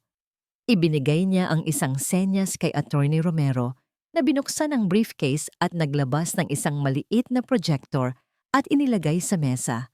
Isang malaking blankong screen ang ibinaba mula sa kisame. "Since you are all so concerned about Liana's welfare," sabi ni Enzo, habang ang ilaw mula sa projector ay nag-ilaw sa screen, "why don't we see it for ourselves?" At ipinalabas niya ang video. Ang video ng insidente sa grape juice. Ang marangyang sala ay napuno ng tunog mula sa recording. Ang boses ni Isabela, malamig at malupit. Ang mga salita nitong, "You are a disappointment, Liana." Isang malaking kahihiyan. Ang pagkaladkad sa bata. Ang malakas na tunog ng pag-lock ng pinto. At ang mahinang pag-iyak ni Liana na tila nanggagaling sa mga pader mismo. Walang nagsasalita. Isang kolektibong paghinga ang tanging narinig. Ang ama ni Bella ay napapikit. Ang kanyang panga ay nagtagis. Ang kanyang mga kapatid ay napatingin sa kanya. Hindi na may awa, kundi may pagkasuklam. Ang mundo niya ay gumuho. Ang mga mukha na dating puno ng simpatya ay ngayon mga mukha na ng mga hukom. Ang perpektong entablado niya ay naging kanyang sariling bitayan. Hindi totoo yan. Bulong niya, ngunit alam niyang wala nang naniniwala. Edited yan. It's fake. He's trying to destroy me. Nagsimula siyang magwala. Itinuro niya si Enzo. Ikaw ang may kasalanan ng lahat ng to. You were never here. Palagi kang abala sa trabaho mo. Iniwan mo ako para alagaan ang isang batang hindi perpekto. Ang huling mga salita ay lumabas nang hindi niya napigilan. Ang pinakamatinding lihim ng kanyang puso, ang pinagmumulan ng lahat ng kanyang galit, ay lumabas sa harap ng lahat. Kaya ko lang naman ginawa yon dahil kailangan niyang matuto. Sigaw niya. Ang kanyang pag-arte ay naging isang tunay na histerya. Katulad ng pagturo sa akin ni Daddy. Di ba, Dad? You locked me in the stockroom when I failed my piano recital. Para matuto ako. Para maging perpekto. Ginagawa ko lang kung ano ang tama. Napatingin ang lahat sa kanyang ama na napayuko sa hiya. Ang maskara ay tuluyang nahulog. Ang magandang si Isabela Reyes Santiago ay wala na. Ang natira ay isang basag, galit at kaawa-awang babae na inuulit lang ang bangungot ng sarili niyang pagkabata. Sa gitna ng kaguluhan, bumukas muli ang pinto. 2 pulis, naka-uniforme, ang pumasok ng may katahimikan at awtoridad. Lumapit ang mga pulis kay Isabela. Wala nang nagsalita. Wala nang lumaban. Tapos na ang lahat. Habang dahan-dahan siyang ginagabayan ng mga pulis palabas, napahinto si Isabela sa tapat ni Enzo. Ang kanyang mga mata ay hindi na nagmamakaawa o nagagalit. Ang mga ito ay puno ng isang malamig at purong pagkamuhi. You will regret this, Enzo. Bulong niya. Isang pangako na mas nakakatakot kaysa sa sigaw. You destroyed everything. No, Bella. Sagot ni Enzo. Ang boses ay pagod ngunit matatag. You did. Nang mailabas na siya, ang katahimikan sa loob ng sala ay mas mabigat pa kaysa dati. At mula sa itaas ng hagdan, isang maliit na figura ang lumitaw. Si Liana. Nakita niya ang lahat. Ang sigawan. Ang pag-alis ng kanyang ina. Nakatayo lang ito roon. Ang mga mata ay malaki at puno ng pagkalito. Tumingin ito sa kanyang mga lolo at lola, sa kanyang mga tiyahin. At pagkatapos, tumingin ito sa kanya. Dahan-dahan, bumaba ito ng hagdan. Isang hakbang. Pagkatapos isa pa. Hindi niya ito pinilit, hinintay niya lang. Nang makarating ito sa ibaba, tumakbo ito. Hindi papalayo, kundi papalapit. Yumakap ito nang mahigpit sa binti ni Enzo. Ang kanyang mukha ay ibinaon sa tela ng kanyang pantalon. Hindi ito umiyak, ngunit ang higpit ng kanyang yakap ay nagsasabi ng lahat. Sa unang pagkakataon, sa napakatagal na panahon, sa gitna ng mga guho ng kanilang pamilya, naramdaman ni Enzo na nakauwi na siya makalipas ang 6 na buwan. Ang marangyang mansyon sa Corinthian Gardens na dating naging saksi sa mga lihim at kasinungalingan ay tahimik na ngayon. Ang mga mamahaling muebles ay nababalutan ng puting tela. Ang hardin ay hindi na kasing alaga ng dati. Isang malaking for sale sign ang nakatayo sa labas ng gate. Isang anunsyo na tapos na ang isang kabanata. Ibinenta ni Enzo ang bahay. Hindi dahil kailangan niya ng pera, kundi dahil kailangan nila ng kapayapaan. Ang bawat sulok ng mansyon ay may dalang alaala, mabuti man o masama. At para makapagsimula sila muli, kailangan nilang iwan ang lahat ng iyon. Nakatira na sila ngayon sa isang mas maliit, ngunit mas maaliwalas na bahay sa isang tahimik na subdivision sa Alabang. Ang bahay ay napapalibutan ng mga bintanang salamin na nagpapapasok sa sikat ng araw. Ang mga pader ay puti, ngunit hindi malamig. Ang mga ito ay puno na ngayon ng mga drawing ni Liana na nakalagay sa mga simpleng frame. Malaki na ang ipinagbago ni Enzo. Ang dating laging abala at seryosong arkitekto ay natutong bumagal. Ibinenta niya ang malaking parte ng kanyang shares sa kumpanya. Pinili na lang na maging isang consultant. Ang oras na dati niyang ginugugol sa mga board meeting at business trips ay ginugugol na niya ngayon sa paghahatid at pagsundo kay Liana sa eskwela, sa pagpunta sa mga sesyon nito kay Dr. Reyes, at sa simpleng pag-upo sa tabi nito habang nagbabasa ito ng libro. Ang daan tungo sa paghilom ay hindi madali. May mga gabi pa ring nagigising si Liana dahil sa masamang panaginip. May mga araw pa ring mas pinipili niyang manahimik. Ngunit ang katahimikan niya ngayon ay iba na. Hindi na ito katahimikan ng takot, kundi isang katahimikang payapa. Isang hapon, habang nagdidilig si Enzo ng mga halaman sa kanilang bagong hardin, lumabas si Liana mula sa bahay. May dala itong isang drawing. "Daddy," mahinang tawag niya. Ang boses niya ay hindi na isang bulong. Ito ay maliit, ngunit malinaw. Ibinaba ni Enzo ang hawak na pandilig at lumuhod para maging kapantay niya ang anak. "Yes, anak. What's that?" Ipinakita ni Liana ang kanyang drawing. Isang larawan ng dalawang tao, isang malaki at isang maliit, na magkahawak kamay sa ilalim ng isang malaking araw na nakangiti. Ang damo ay kulay berde, ang langit ay kulay asul. Isang simpleng drawing ng isang bata. Ngunit para kay Enzo, ito ang pinakamagandang obra na nakita niya sa buong buhay niya. "It's beautiful, Liana," sabi ni Enzo. Ang kanyang puso ay puno ng pagmamahal. "Sino to?" Itinuro ng maliit na daliri ni Liana ang malaking tao. "Daddy." Pagkatapos, itinuro niya ang maliit. "Liana." Ngumiti si Enzo. Ngunit may napansin siyang kakaiba sa drawing. Sa tabi nilang dalawa, may isa pang espasyo na tila blanco. "Bakit may space dito, anak?" tanong niya. Tumingin si Liana sa blankong espasyo. Pagkatapos ay tumingin ito kay Enzo.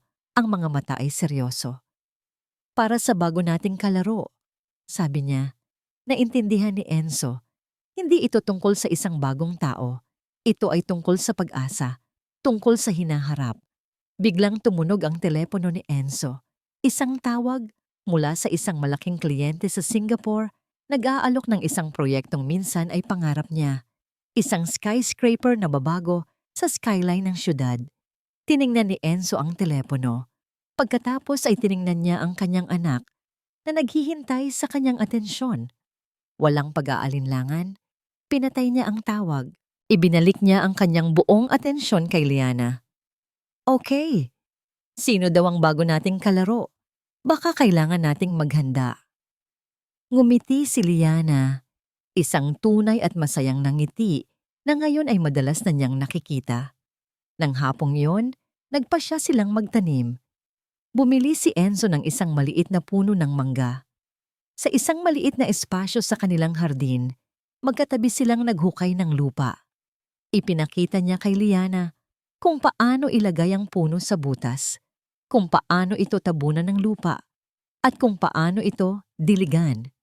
Habang pinapanood niya ang kanyang anak, na masayang nagbubuhos ng tubig sa kanilang bagong tanim, na-realize ni Enzo ang tunay na kahulugan ng pagiging isang tagapagtayo. Hindi ito tungkol sa mga gusali o mga imperyo.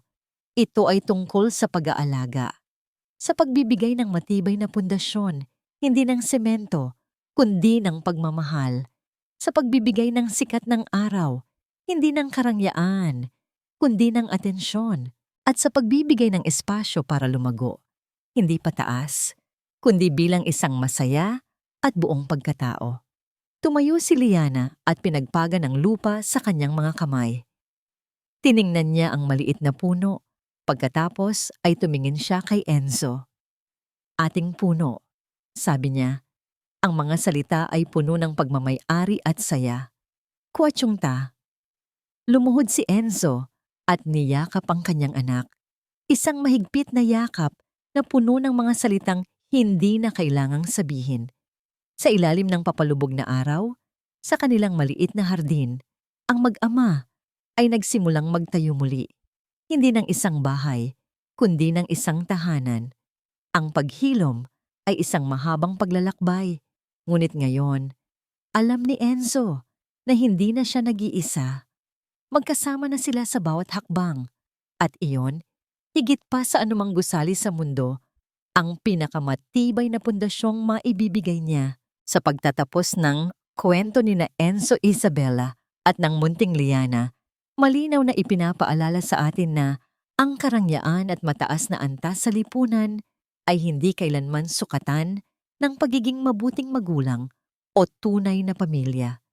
Sa likod ng marangyang bahay at perpektong imahe, unti-unting nabunyag ang isang anyo ng karahasang hindi nagiiwan ng pasa sa katawan, ngunit nagiiwan ng malalim na sugat sa isipan ng isang bata. Ang salitang tulong na isinulat ni Liana ay naging sigaw ng katotohanan, isang sigaw na nagmulat sa isang amang matagal nang bulag sa manipulasyon. Sa sandaling hinarap ni Enzo ang katotohanan, pinili niyang wasakin ang huwad na katahimikan upang iligtas ang kanyang anak. Ipinakita ng kwento na ang kasamaan ay hindi kailanman nagtatago magpakailanman at ang kabutihan ay may lakas na ipaglaban ng tama. Ikaw bilang magulang o anak, paano mo masisiguro na ang tahanan ay ligtas, hindi lang sa mata ng lipunan kundi sa loob ng puso? Sana ay nasa mabuti kang kalagayan ngayon.